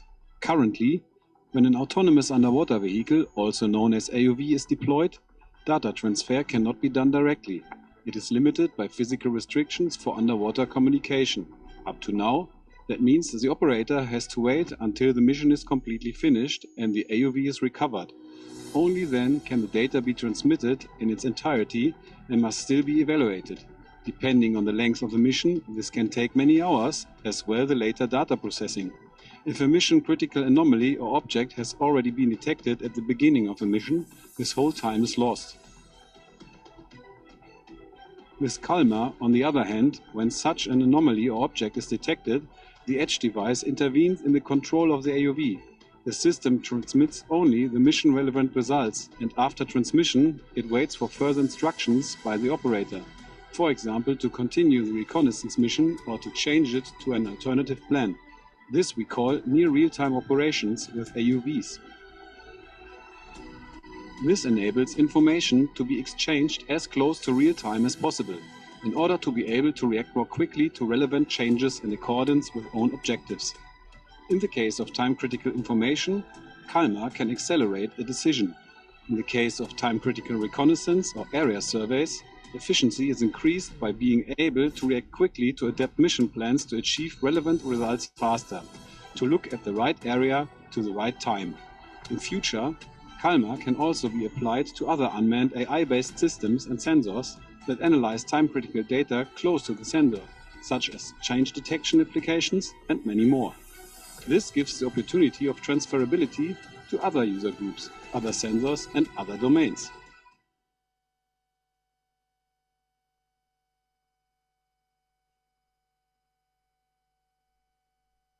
And René, if you're saying something, I need you to turn on your microphone. Yep. Oh, sorry. Thank you. Yeah. From an innovation perspective, Kalmar is an edge device, a small computer, pressure-resistant, attached to an unmanned underwater system, as an example AUV, that automatically analyzes data collected by this unmanned system and automatically recognize predefined anomalies or objects trained to this edge device via machine learning. Kalmar has a deep integration into the Vehicle Guidance Control, VGC. Thus, once the AUV has detected a predefined object, the edge device takes control of the AUV to appear on the surface and send the data packets containing the detected object to the operator or the shore station. This means the combination of an AOV with our AI-based edge device builds a kind of underwater autonomous target recognition. BWI is not the manufacturer of an edge device, but we built and trained the AI for this prototype together with our partners Marinome and the University of Applied Sciences Bremen.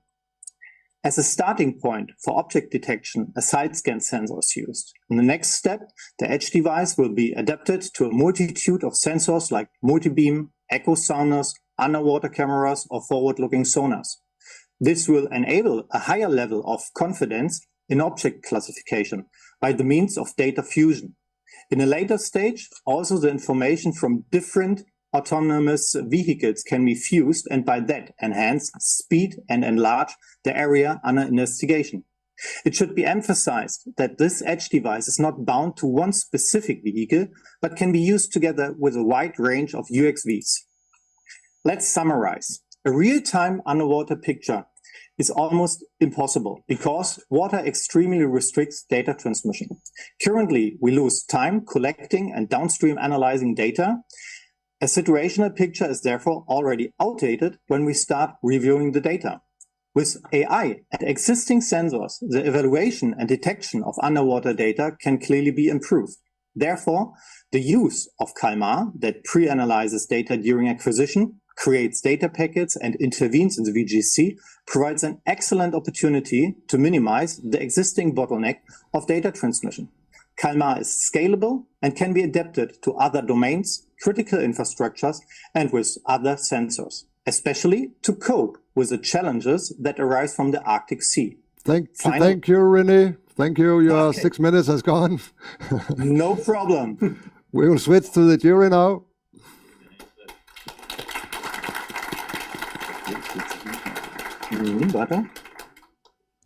So thank you for this very well presented briefing and a very clear explanation because it touched on data and AI. I'm sure there will be plenty of questions in the jury. So let's start opening it. Stand, please. Yeah. Merci. Thank you, René. It's more philosophical question. The idea, as I see it, is speeding up the OODA loop, the observe, orient, decide, and act. Do you see the man, the operators, in the loop or on the loop? Thank you. Because so that it's really interesting that both is there. So on the one hand side, we really want to have the information to the operator very fast, and the operator should then react. So therefore, it's not necessary to be on the loop. On the other hand, if the object that is shown is not the right object, the operator then can still say the vehicle has to go back and continue with its mission. So by that, both is true, yeah. I will follow up with a question. Computing at the edge, it's something that is well known in digital transformation, reducing the link that is required to transfer the information that we actually must pick from the sensor. So computing close to the sensors. So my question would be, why didn't we do that earlier if we all know we should be doing this? And what does it make it different in your proposal compared to other competitors that are working in the same direction? So the main difference is here that this small device is equipped to different AOVs or unmanned vehicles. And the idea is that we could train this algorithm or this small box with different objects that are needed. And we would like to have it in a module way that can be connected to every device or every vehicle out there and can be trained to specific tasks and specific objects. So it's not like a monolithic device in total that can achieve or can solve only one problem. It is like one box solves it all. I guess I have a similar question. Training AI is always the issue, isn't it? How do you retrain this one? For example, if you've got a fleet of these things and some of them are recognized for certain objects, how do you train the ones that aren't? Yes, I mean, as you said, there are always too little data, especially in the underwater domain. And if we talk about specific targets, there are also too little data. So what we do, we are using classical machine learning approaches to cope with the problem of too little data. If we have, for example, specific objects that we are looking for. In addition to that, we are also using deep learning approaches. For example, if we talk about the sea bottom, we have plenty of data looking at the blank sea bottom, and therefore it can be used to train a sea bottom quite nicely using deep learning. And we use, in addition, for unknown objects or objects that are not sampled in our database, we use synthetic data generated by also neural networks as well as ray tracer. And the retraining will be done later by a human. So that's very important that our database that is crucial for the mission is only evaluated by a few people, and that the machine is not doing it on its own over a long time or over a long period. So the human is always crucial in the part of retraining the complete algorithm to have a swarm that is operating all in the same manner. If I can follow up real quick, I guess my concern is if one of these devices has been out in the field for 6 months, do you need to bring it back periodically and teach it the new device, the new objects that it needs to understand? 100% true. But this one is very important that only one point of contact is doing the retraining, that we make sure that all our devices doing the very same job for the very same targets. So the retraining is a crucial point, and it has to be done on one specific point with somebody who knows what he or she is doing.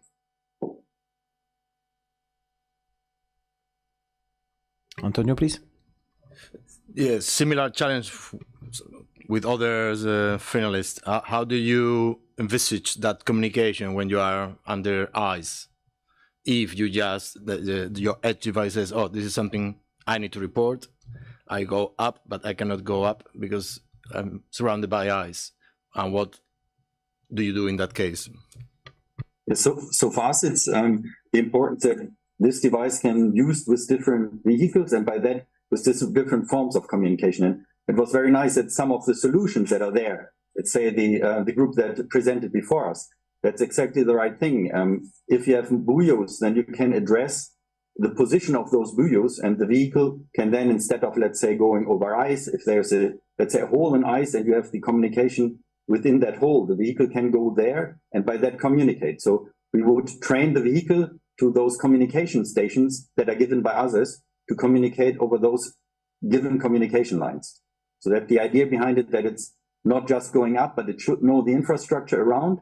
And by that, logically, the device can say, this is the best position to transmit your information. It could be a surface knot, it could be a bottom knot, it could be a buoy swimming, or it could be a hole in the ice where also a communication device could be set in. I think we can wrap it up the question now. So thank you very much for the answer provided, and we can go for the next challenger. Thank you. Thank you.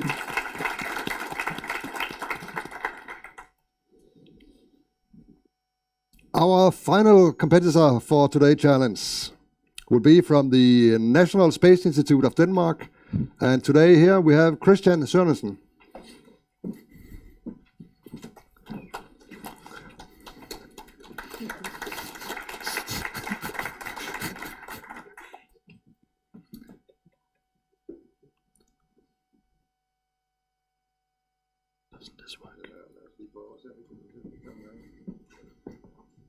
Okay, cool.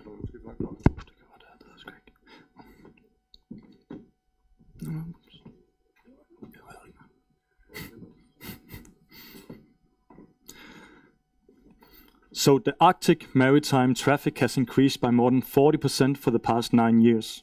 And it's only going to increase more in the future due to, for instance, the opening of the Northeast Passage. Maritime activities such as tourism, cargo traffic, fishing, both legal and illegal, spying of foreign navy, and much more. And entities like the Joint Arctic Command needs to monitor all of these things. And this calls for the need of a better tool for maritime situation awareness, a tool that you can use both to monitor critical infrastructure at sea in detail or ships, but also to get the large-scale maritime situational picture and anything in between. My name is Christian Sørensen, and I'm here to tell you about how we at the National Space Institute of Denmark is trying to build such a solution. A solution that is not focusing on a single sensor or a single technique, not even a single type of analysis. Instead, we are trying to make the best solution for the man in the loop that is working with, among else, ship detection in the Arctic environment. A solution that he can use both to get the in-depth detail, but also the large-scale maritime picture that he needs to make his own decision. And we do that using sensor fusion, data aggregation, and of course, artificial intelligence. Now, the Arctic is pretty big and there are quite a lot of ships. So in this area alone, there were 1,631 ships that transmitted information about where they were on the 13th of June in so-called AIS data. Now, a lot of ships are not transmitting information about where they are, the so-called dark ships, and these are the most interesting ships. We want to know where they are and what they're doing, what they're going to do. Of course, we can monitor them with other sensors, such as satellites. The Sentinel-1 we have seen earlier today is one such satellite. This is the coverage that it did on the same day. Yes, it's monitoring part of the ocean, but not all of it. We can, of course, add other satellites, such as the Sentinel-2 optical satellite. It's optical, it's probably cloudy, so it's probably not that useful. We can luckily add other SAR satellites, but this doesn't solve the entire problem, because even when you have detected the ships, the man in the loop get his report, and he now had to make a decision. Are we tasking upon this report? Are we sending out a ship and a helicopter to go and look at it? So he probably has to look at this detected object and determine, is it a ship or an iceberg? That's a big problem up here. So he might even go into the internet and look at a sea ice map to see, is it close to the sea ice? Then we guess it's an iceberg and not a ship. And a lot of other analysis. Why not just do all of these analysis for him as well? Why not make the job for the man in the loop as easy as possible? We are trying to do that. So we are not only doing the ship detection, the dark ship detection, we are also trying to give him this necessary background knowledge that he needs in order to make his own decision.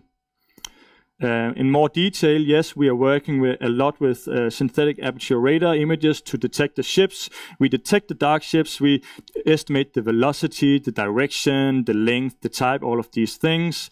But we're also using other satellites to do the same, optical, radio frequency received, and all of these things, and try to fuse the data together. We're also working a lot with AIS data with a company that is called Gatehouse Maritime. And with them, we are making models to predict where the ship is going to be, so we can tell them, for instance, where weather needs to intercept the ship. We even do behavior analysis such that we can say, okay, there is a ship doing something anomalous. It's not dark, but you still need to be aware. And a bunch of other things. And we're trying to combine all of these different things into one solution. So obviously we have the satellite data we use for the ship detection. But we also want to use the same satellite data to do all these different other analysis that the man in the loop needs, such as sea ice, oil spill, icebergs, so he knows where the icebergs are as well. We also try to working on incorporating other types of data sources, not only satellites, such as GNSS stations. We have actually quite a few here in Greenland at DTU, also with the Danish Defense. And we're also working with DTU Electro to try to incorporate fiber optical passive sensing. With such capabilities in the future, it would be possible to monitor both seabed and the sea surface 24/7 near the cable.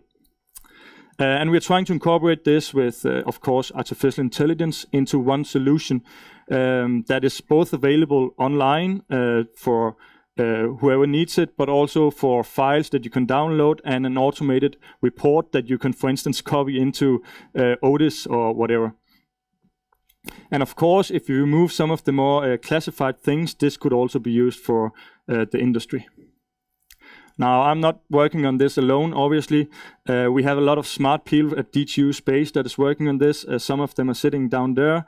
We are working a lot with DTU Electro on the passive sensing part, where they are the experts. Gatehouse with both AIS and, how can you say, the infrastructure and commercialization. And then with Dalo that is funding quite a bit of this. My name was Christian Sørensen, and I hope you now understand how we at the National Space Institute of Denmark is trying to solve this ship detection part in the Arctic region. Thank you.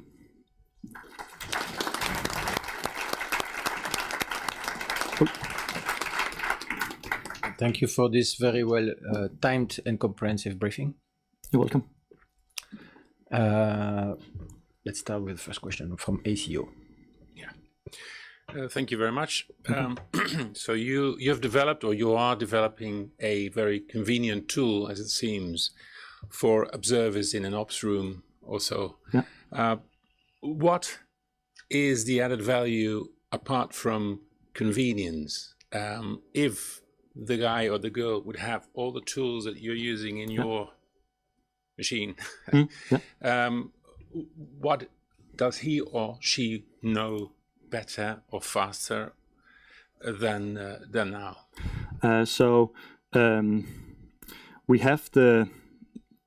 We make part of it is just we're making it faster, so it's added convenience, so everything is in one place. That's part of it. That's the part about the CIs and all of these things.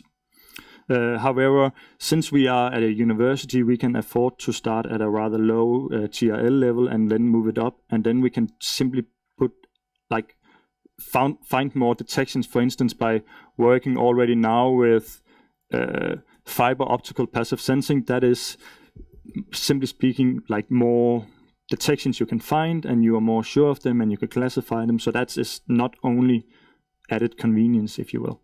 So it's kind of like both added convenience with some of these things, but otherwise we also add more detections, and also, for instance, the GNSS stations, which we have as DTU at the Technical University of Denmark around Greenland. These can be used to simply to detect jamming events and trilaterate to where they are actually occurring.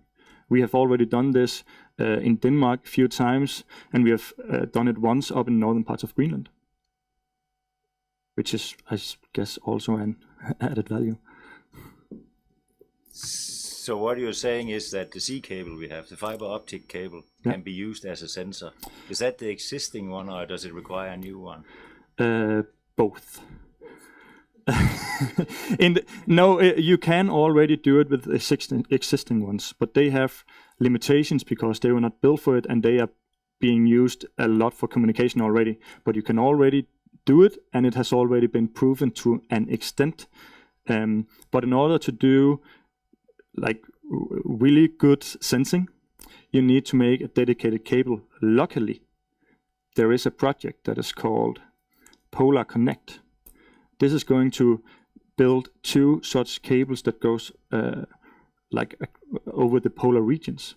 These will be dedicated for sensing, and they will be mainly for research. So you won't only be able to say so. The reason why they made the sensing part was because they want to be able to say something about the ocean, so salinity and stuff like that. But the exact same capabilities can be used to say something about, let's say, submerged objects. So this is dedicated for sensing, and this will be implemented in 2030. Now we already have, not D2 Space, but D2 Electro have access to this similar cable that goes from Sweden to Denmark, so we can already make the, the initial algorithms for it. But you can also already do some kind of sensing with the existing optical cables, yeah.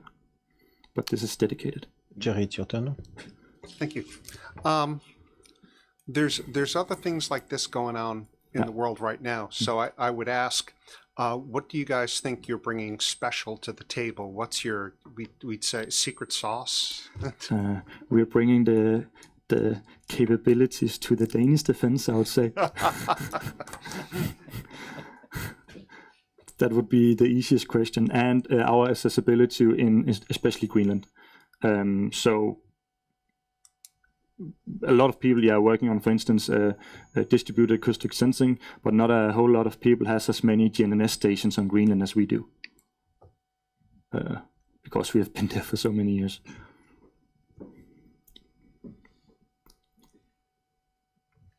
I'll ask one. I'm always interested about the AI layer. Do you see the AI as replacing some of the operator functions, as augmenting some of the operator functions, or just giving them time to go off and get a cup of coffee and wait for an alert? I find it. I think that we always, for at least for a long time, will have a man in the loop. So we are making it easier for the man in the loop to make his decision. Either in the sense where he can just press a button, but also to give him all the necessary information that he needs. And that will be the AI part.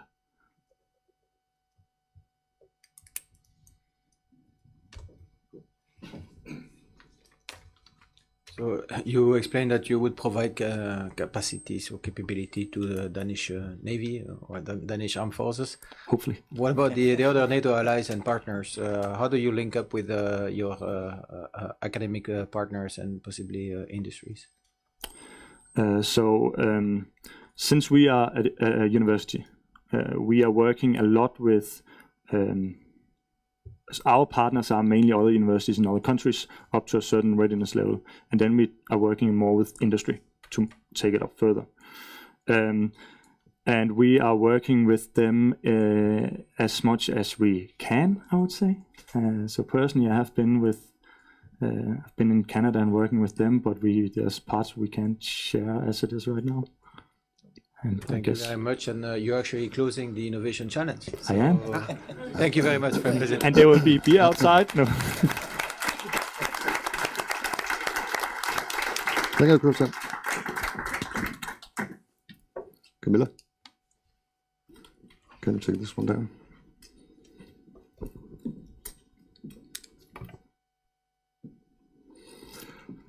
All right, that was 10 very interesting solutions of how we can develop our view or site within the this year's theme, from seabed to the space. And I could imagine that the jury right now have a hard task in front of them, and they are in a few minutes relieved to go for themselves to vote and discuss all the 10 solutions. And for us here, we will all be back again at 4 o'clock, seated and ready for presenting the 3 winners of this year's challenge. Thank you very much, jury.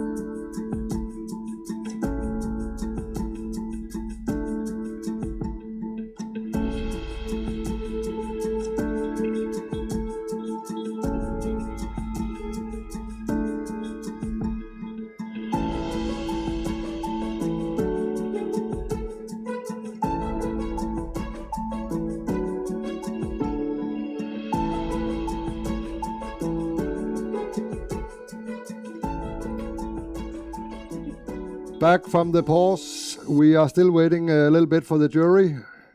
As I said before, they have a hard decision to make before they're coming in. So in the meantime, I will present the Senior Challenge Manager, Bernadette Johnson, from the NATO Defense Accelerator, who would talk a little bit about the Diana program. And Bernadette, are you out there? I surely am.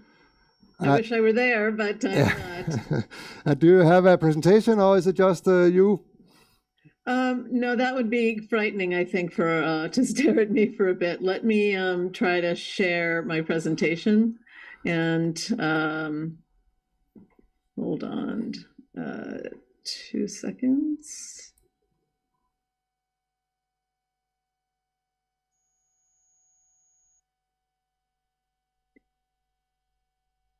Well, I have a question. I did send these charts in advance. Is there any chance you have them up also? We'll have a look. Hang on. All right. If not, I'm going to. There we go. I should be able to share in Zoom now.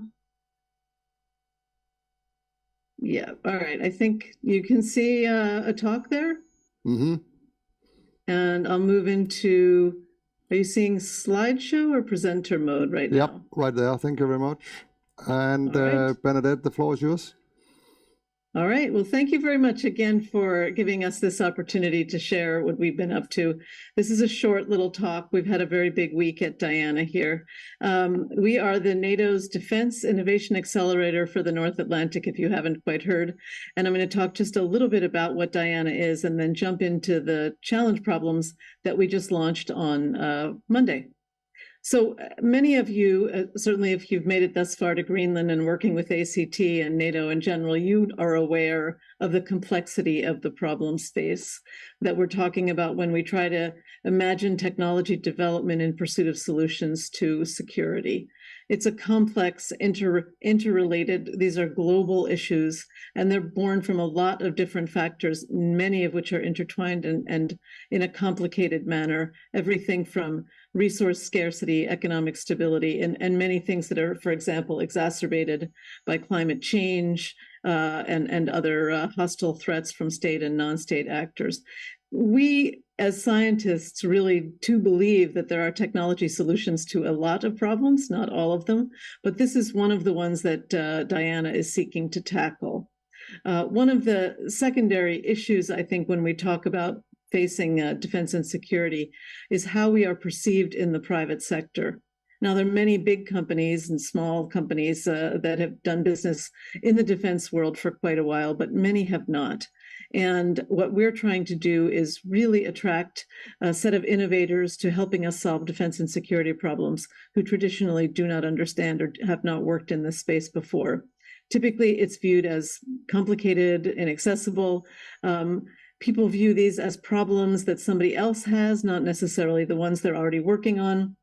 Of course, the government bureaucracy and the rules and regulations are always added a little added awkwardness to deciding to do business. And it's really difficult to access end users. So how does an innovator understand what technology solution to develop if they can't even talk to the people who are facing the problems? And as a result, what we've seen is there's a community, and we know, and a very an intelligent, innovative, disruptive community that could be applied to solving these problems that's just not playing as part of it. So what has NATO really opted to do? A few things. One is the establishment of Diana, and the idea is really the development of an allied innovation ecosystem. And I know those folks in the room here are not unfamiliar with this concept. But the idea is you've got 31 member nations maintaining and striving to maintain security that affects most of the globe, and bringing together innovation communities such as innovators and companies, industry, government, academia, and risk capital, and having them together develop an innovation ecosystem in which each player can contribute, each player can benefit from the aggregate activities of the group. One way would be the development and adoption of new technologies. So it's one thing to build it, it's another thing to see it in use. Strong fostering partnerships, growing a network alliance-wide, not just in your local neighboring countries, and reducing the barriers to financing. And I think at the end of the day, this is a big factor when a company decides they'll either go in the commercial direction or they might consider defense and security, but they do not appreciate the fact they can do both. And that's one of the things that Diana has set out to do.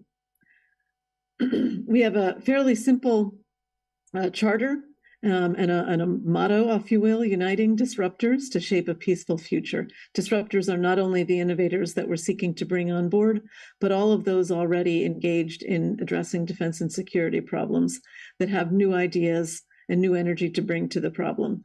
We're really looking to accelerate civil military, what we call emerging and disruptive technologies, and I'll describe those in a moment, particularly dual use ones that have both civilian and defense applications, to critical defense and security challenges, leveraging elements from within NATO and the NATO bodies and guided by NATO strategies and frameworks.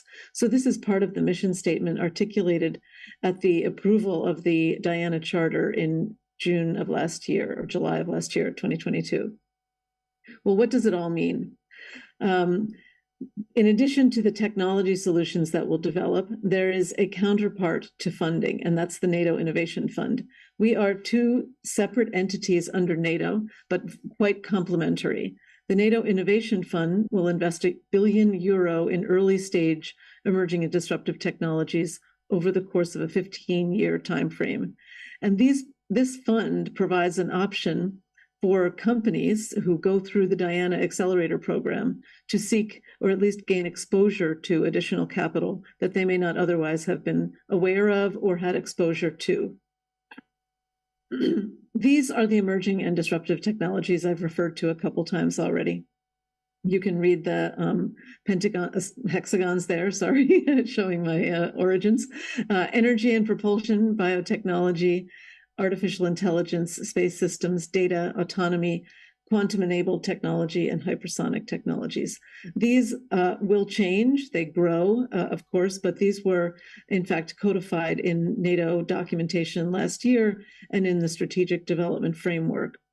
Diana, in particular, is focusing on technology readiness levels or maturation levels between about 4 to 7, although we will argue that if we see something truly disruptive at a lower TRL level, we'll absolutely consider it for inclusion in the program.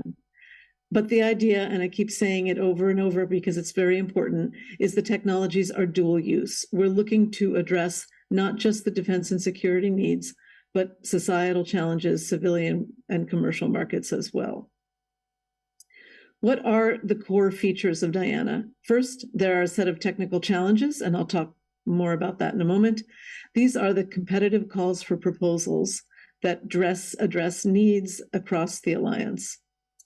If you are awarded through that competitive call for proposal a grant, you are automatically included in an accelerator program that gives you both instructions on how to grow a business and typical commercial acceleration instructions, but also a custom-built defense and security dual-use curriculum. You will also be part of an innovation network, meaning not only will you have access and be part of an accelerator program, but you'll have access to testing facilities across the Diana Alliance, and you'll have access to operational end users for that very problem that I mentioned earlier. How do, in fact, we understand what to make unless we talk to the people that are facing the problems? As you go through the program and your technologies mature a little bit, there's the opportunity then for transition pathways through what we call the Rapid Adoption Service. And there's opportunities for access to trusted investors and sources of capital, including the NATO Innovation Fund, but also in addition to. Now, I'll just touch on a couple of these before I jump into what the challenges are themselves. The accelerator sites, as we mentioned, we now have many signed up from most allied nations, and 5 that will be joining our pilot program starting in 2023. The 5 in the pilot program will be located in Denmark, Italy, Estonia, and 1 on the East Coast and 1 on the West Coast of the United States. But there's a cohort of accelerators setting up to join right behind, and I urge you to look at our website and find out and learn a little bit more about these accelerator sites. In addition to the sites hosting the accelerator program, I mentioned an alliance of test centers. These are laboratories, they could be field test sites, they could be national labs, university facilities, even private facilities, all of whom have agreed to be part of a test center network to help the innovators go through the Diana program when they need specialized resources or access to particular testing and fielding environments. So let's dive a little bit more into the challenges, since that's what I really wanted to talk about. When the Diana was stood up last year, one of the first things was to develop a strategic direction or strategic focus areas for 2023. And that resulted from or derived from gathering critical defense and security needs from NATO stakeholders, from nations that were telling us essentially what their defense and security problems were. As a result of that exercise, the board of directors of Diana approved 3 strategic focus areas: sensing and surveillance, energy resilience, and secure information sharing. And those are fairly broad areas, as you can imagine. So the next challenge was, how do we articulate specific problem statements to focus a call for proposals on within those 3 strategic focus areas? And that's where we are right now. And the challenge call for proposals went out on Monday. In each of those 3 areas, we have taken a deeper and narrower target problem, and I'll describe those in a moment. And we're inviting innovators from NATO member nations to propose their solutions to us. Folks who get awarded through this open call for proposals, as I mentioned, will actually have opportunities for a 2-phase demonstration and maturation program, which involves funding, accelerator participation, test center access, mentoring through a very wide network of mentors from industry, academia, operational users, et cetera, investors, and pathways to transition to allied markets. So these are the major focus areas, but let's talk a little bit more about drilling down a bit.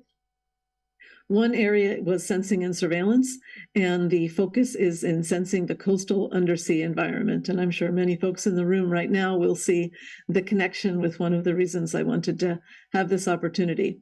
But you'll also appreciate that energy resilience, and in this case, we're looking at harnessing microgrid technologies for applications such as disaster recovery and conflict recovery. And the third area in secure information sharing is truly reliable, unquestionably secure technology that will focus very much on streaming data as opposed to static data files. So I'll just take a moment and describe each one in a tiny bit more detail, but I will point you to the website so that you can learn for yourself when I'm finished talking. Here we're interested in components and systems for both sensing and information gathering in subsurface coastal zones. We picked coastal zones because these are areas that are very rich economically. They encompass fisheries, trade, recreation. They also represent the borders of many NATO nations, and so they're very germane to the security issue as well. But we don't know much about what goes on underneath the surface, nothing like what we do above, for the simple reason that signals don't propagate very well in water, and we don't really have the kind of surveillance networks that we might enjoy above ground. And even if we do sense, it's very difficult to get data out of that environment and to where we need it. So we're really looking for novel techniques, any advanced capabilities for applications such as mapping the bottom, monitoring undersea infrastructure, detecting man-made and marine life objects and tracking, looking at the effects of climate change, everything from how does the bottom change to what is the temperature, chemical compositions, et cetera, and what we're calling patterns of life visualizations. So can we, in fact, get a sense of what the undersea coastal environment is like so that we could imagine what we call normal and look for what we call anomalous? In the second major area, the energy resilience, we're looking at harnessing microgrid technologies. But here we're looking for components and systems for modular microgrids capable of scaling and interoperable with similar systems. So we're not defining a priori what the microgrid is actually going to be, but saying, look, if you have a capability in any of these areas below, renewable power, power storage, hardware or software for control systems, power conditioning, management, and even technologies for detecting and protecting the physical systems from malicious cyber attacks. We're interested. We're looking at modularity so that if you can demonstrate something at 100 watts, for example, perhaps you can show that it is in fact scalable to a kilowatt. That's excellent. If you can demonstrate that it works at a soldier portable level, then let's see if we can make it work at the hospital level. We know that the application space is very, very common between what we need when we're trying to recover from an extreme weather event or a natural disaster and what the military often uses, for example, in establishing forward operating bases. And the final area, the truly reliable, unquestionably secure technology called trust. Here we're looking to create a secure and trusted information environment for live data streams. So a lot of energy, a lot of money, a lot of capabilities already in securing information and end-to-end encryption for data files. We want to take that same and then some and apply it to live data streams such as near real-time video, augmented reality feeds, digital radio, etc. And you can imagine this is another area in which the commercial and the civilian applications that are plentiful, could be everything from the gaming environment to the military security applications where we really do want to rapidly and securely transmit video imagery from a sensitive site. We're looking for, again, hardware or software solutions, ideally ones that can operate over open networks and can function in what we'd call austere or limited access environments. So I think you probably got the message from these three problem statements. They're intentionally quite broad, even though they're thematically focused, but that breadth allows the innovators to think, I think I have a solution that could fit one or more of those. And that's all we're asking. You can propose one small element, or you can propose an entire system. And we urge you to read through our problem statements in greater detail and learn more. This is the timeline for the program. We just opened on Monday, so I moved to the red dot just a little bit to the right. The call for proposals closes on August 25th, so you have a couple of months. We'll spend some time between the end of August and the start of the accelerator program in down selecting the companies, in getting them on contract, in making sure that they get their funding, which they will receive in advance of the start of the accelerator program. We estimate that we'll be able to support about 30 companies. I call them startups, but don't be discouraged if you're not quite a startup. We're interested in your solutions as well. 100,000 euro grants for 6 months. And that 6 months, the intention is to evolve the technology capability that you propose as a solution. And you'll participate in an accelerator program called Bootcamp.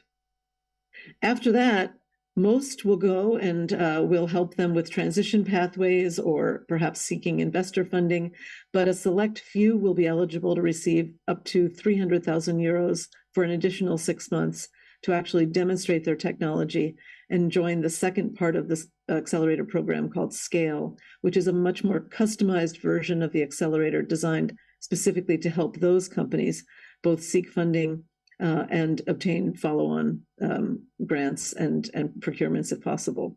And finally, at the end of this nominal one-year program, we have the Rapid Adoption Service and other to support transition and adoption pathways.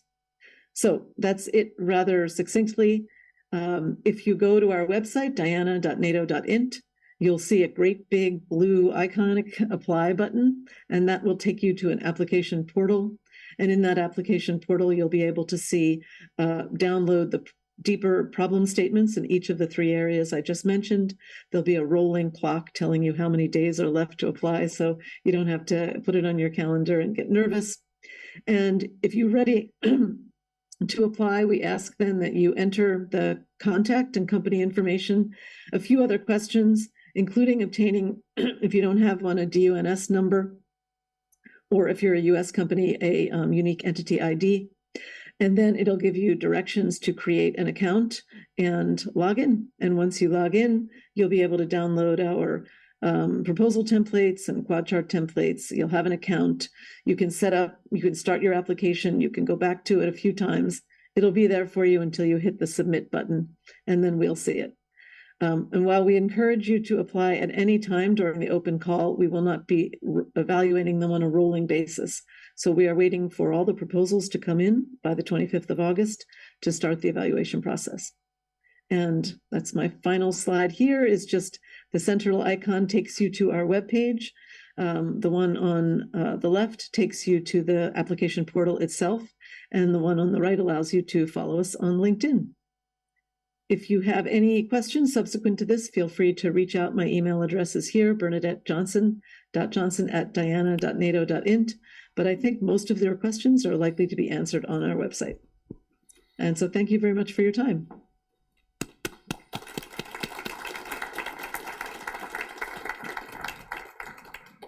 Thank you, Bernadette, and good evening to you. We will continue with the challenge, and I'm pretty sure that the jury over here are waiting to announce the final winners. And I can see a little bit exciting as well in the front row down there. So let's just crack on. It's on my shoulder that I forgot to tell Bernadette about the 6-minute rule. But now we are here, and now we are ready for the final result. So may I present up here General Didier Polomé. And as I heard as well, Jerry Cronin. Also, will you also be up here? Yep. Thank you.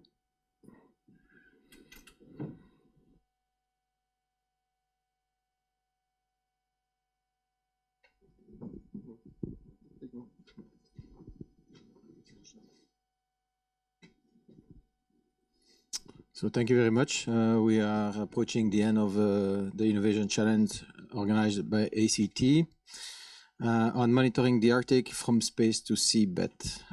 Before I announce the winners, and after that nobody is going to listen anymore, I guess. I first want to spend a minute to thank you all, in particular the organizers of the event, who are actually making our life very easy because we just follow a script. So thank you very much.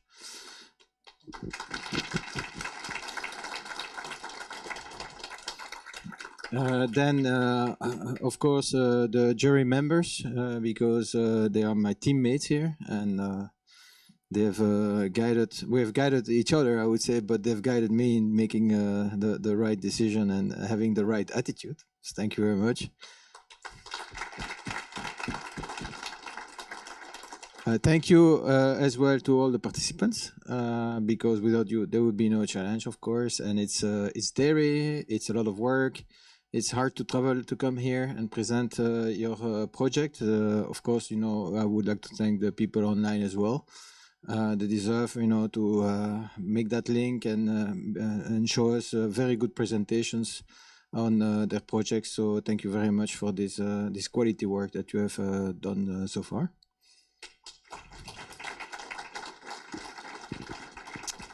And of course, on behalf of ACT, the entire team, would like to thank the host nation. That was one of the best hosted event I've seen in my entire career. From the time we landed on the tarmac, we were surprised. We did not coordinate anything. You know, somebody had already our names on the paper, and it was that way until we came here. I guess they were just gonna let us go and find our own way after that, or maybe not, but that was exceptional hosting. Paul and your team, thank you very much.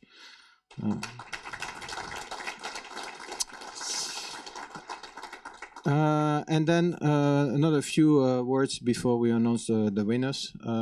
We have seen many good solutions, not only here in the Innovation Challenge, but also in the first few days of the STO event. And what we see as military users, I would say, is that you know, it really shows that we have solutions that will solve our future problems. So that's really great. But those solutions will need to be integrated and not by us. So the main key message is make sure that you expand your network. This is a good platform to exchange your contact details as well, to see, you know, what solutions can bring more added value into your solution and the other way around. So that would be something that I would be looking forward from this event as well. And also as a military, you know, personnel of ACT, we work a lot into everything that's related to strategic foresight, future requirements, and all that. And I have to say the evolution of the strategic environment is sometimes scary, because what we do in ACT is we look after, you know, the black swans, the possible, you know, the different scenarios for the future, and not all the scenarios are good looking, I would say. So these events where I'm coming, actually it's refreshing for me to see the positive aspects of our work, supporting our alliance, making sure that we'll be ready to tackle all those challenges. And I see more solutions than I see problem after a day like this one. So thank you very much for that. Now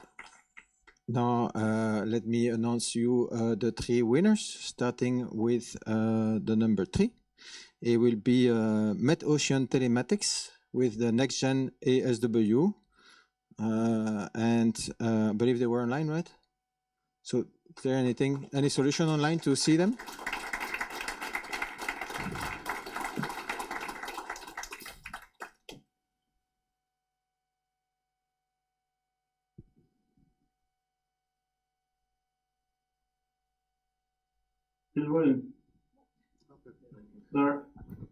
So were you able to hear what we said so far? Sorry, there was a lot of background noise, so I apologize. Yeah, it's all people applauding you for your results. So you're the number three. You're the third winner with your next gen solution. Okay, we see that not as a solution that will solve all of our problems, of course, but we do believe it's a solution that would be complementary to the capabilities that are developed in NATO and NATO nations. It will deliver some unique capabilities that would not be filled otherwise.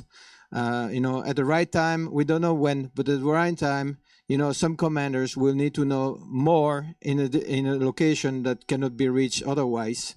And we believe that you'll be able to deploy those kind of capabilities that will fill that gap that we cannot fill otherwise.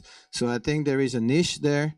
Although I have to make a point, the environment is becoming more and more important for NATO and all the NATO nations. So they like to see that the solutions do not end as being, more trash, to say it bluntly, in the bottom of the ocean, but to show the full life cycle, including the recovery of used material, is certainly something that we encourage you to add into your solution. So, but thank you very much and congratulations again.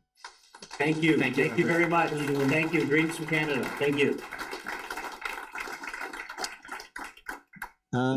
Okay. So then we have cellular robotics with a fleet of long-range autonomous underwater vehicles.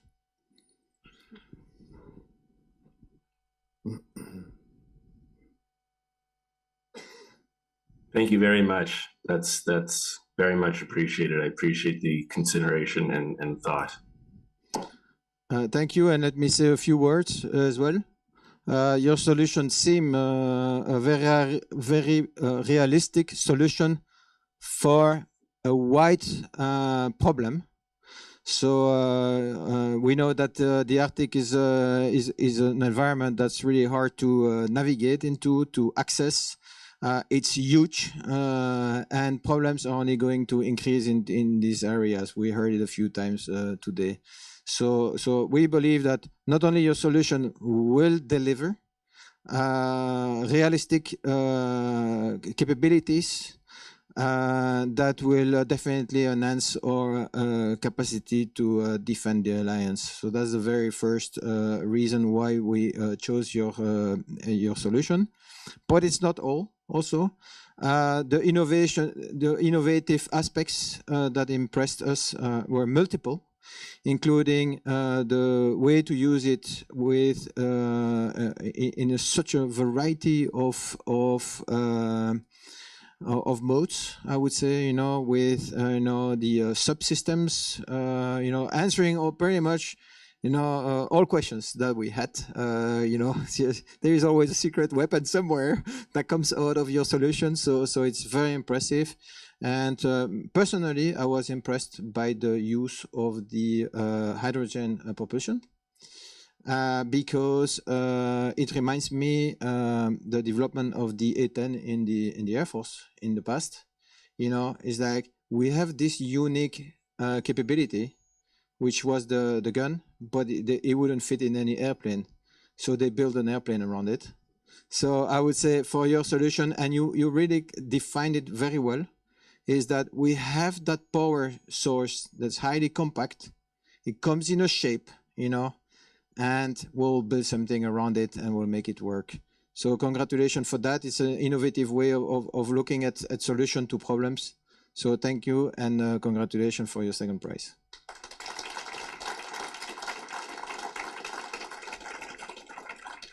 Thank you very much for the feedback. It's very much appreciated. Thank you. Thank you. And another one is Kuva Space.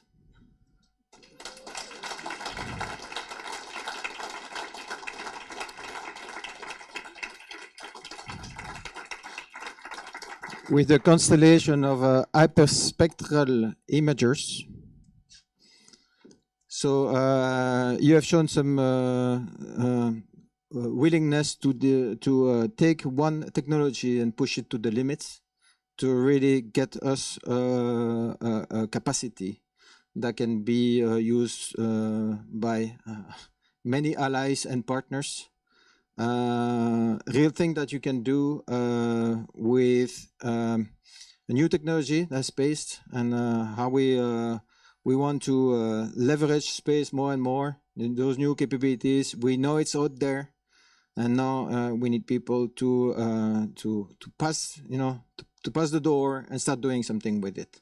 It's so it's kind of, we have a lot of theoretical solution, but this is something that really will benefit NATO into our mission. So congratulations for that. Of course, there is a caveat, okay, and you know that very much. Your solution is not going to deliver it all the time when we need it. It will be very much complementary to other solutions. So although you might have some customers knocking on your door already, I think you will have to yourself take the initiative as well to go and collaborate with other capability providers so that the users will not have just another tool set in their box, but will have the tool sets that are integrated, and let others benefit also from your research. I would say that it can be expanded into other areas also of our capabilities. So last but not least, congratulations for showing up the flag of the new member of NATO. So that is very much appreciated to see that a new NATO member is actually bringing new capabilities to our mission, which is, as we hear the section always, defending a billion people, from any kind of threat. So thank you very much for that.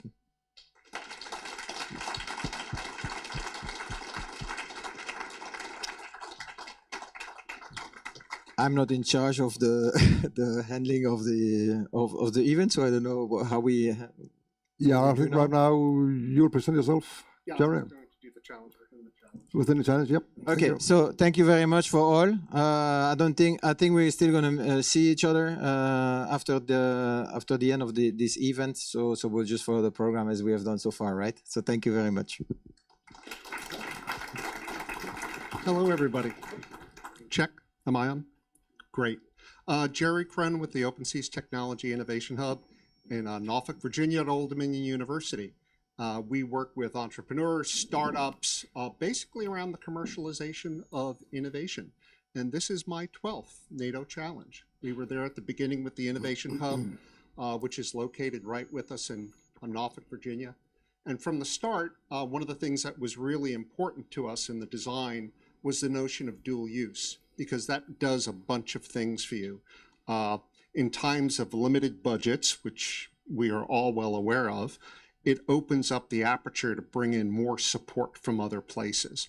The other thing it opens up the aperture for is attracting other parts of the community and other communities who might say, oh, we might not want to do military stuff. It brings them into the fold and gets them looking at things that say, hey, if I can solve situational awareness for NATO, I can also solve situational awareness for a transmission line going to an offshore wind turbine. Even if it's not an adversary doing it, it can just be scour or something on the bottom. So really, really excited to be here. Looking forward to this thing going on to the future. And we ran a little challenge within a challenge. We're doing work with the National Renewable Energy Lab at the U.S. Department of Energy. And so when we looked at the topics, we said these things directly relate to what you're doing when you're dealing with offshore renewable energy. So we picked two companies that we thought this would be great. We can give them a little prize. and provide, if they're willing, some mentorship and some guidance on the commercialization aspects. And the number 2 one, we gave out 2 of them. Number 2 was Tiami.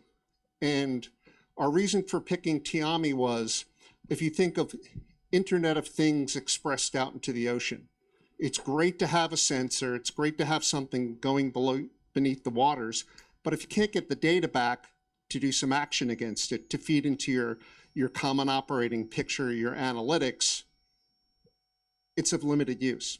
So we kind of like where they were, realizing it's low in the TRL level, but worth looking at. The number 1 pick we had was cellular. And our reason for that was, if you look off the coasts of wherever, it's the great unknown out there. So the reason the need to do surveys, the need to go out there and do situational awareness is going to require something more than a 300-foot vessel with a towed array behind it, with a crew of 35 at a day rate of $150,000 per day to do the surveying and do the work necessary out there to advance renewable offshores. So they were our number 1. Thank you for having us. I look forward to seeing everybody's smiling face in the future. And where do we go to now? Back to you, sir. Thank you very much, Terry. Thank you.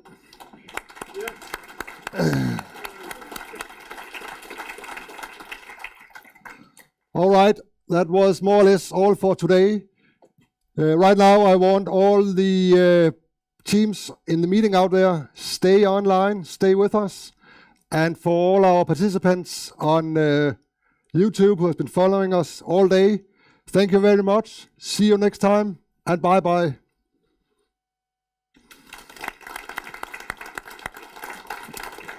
So now is the time to finalize the whole thing, and may I have the opportunity to invite the whole jury, the winners, online and here.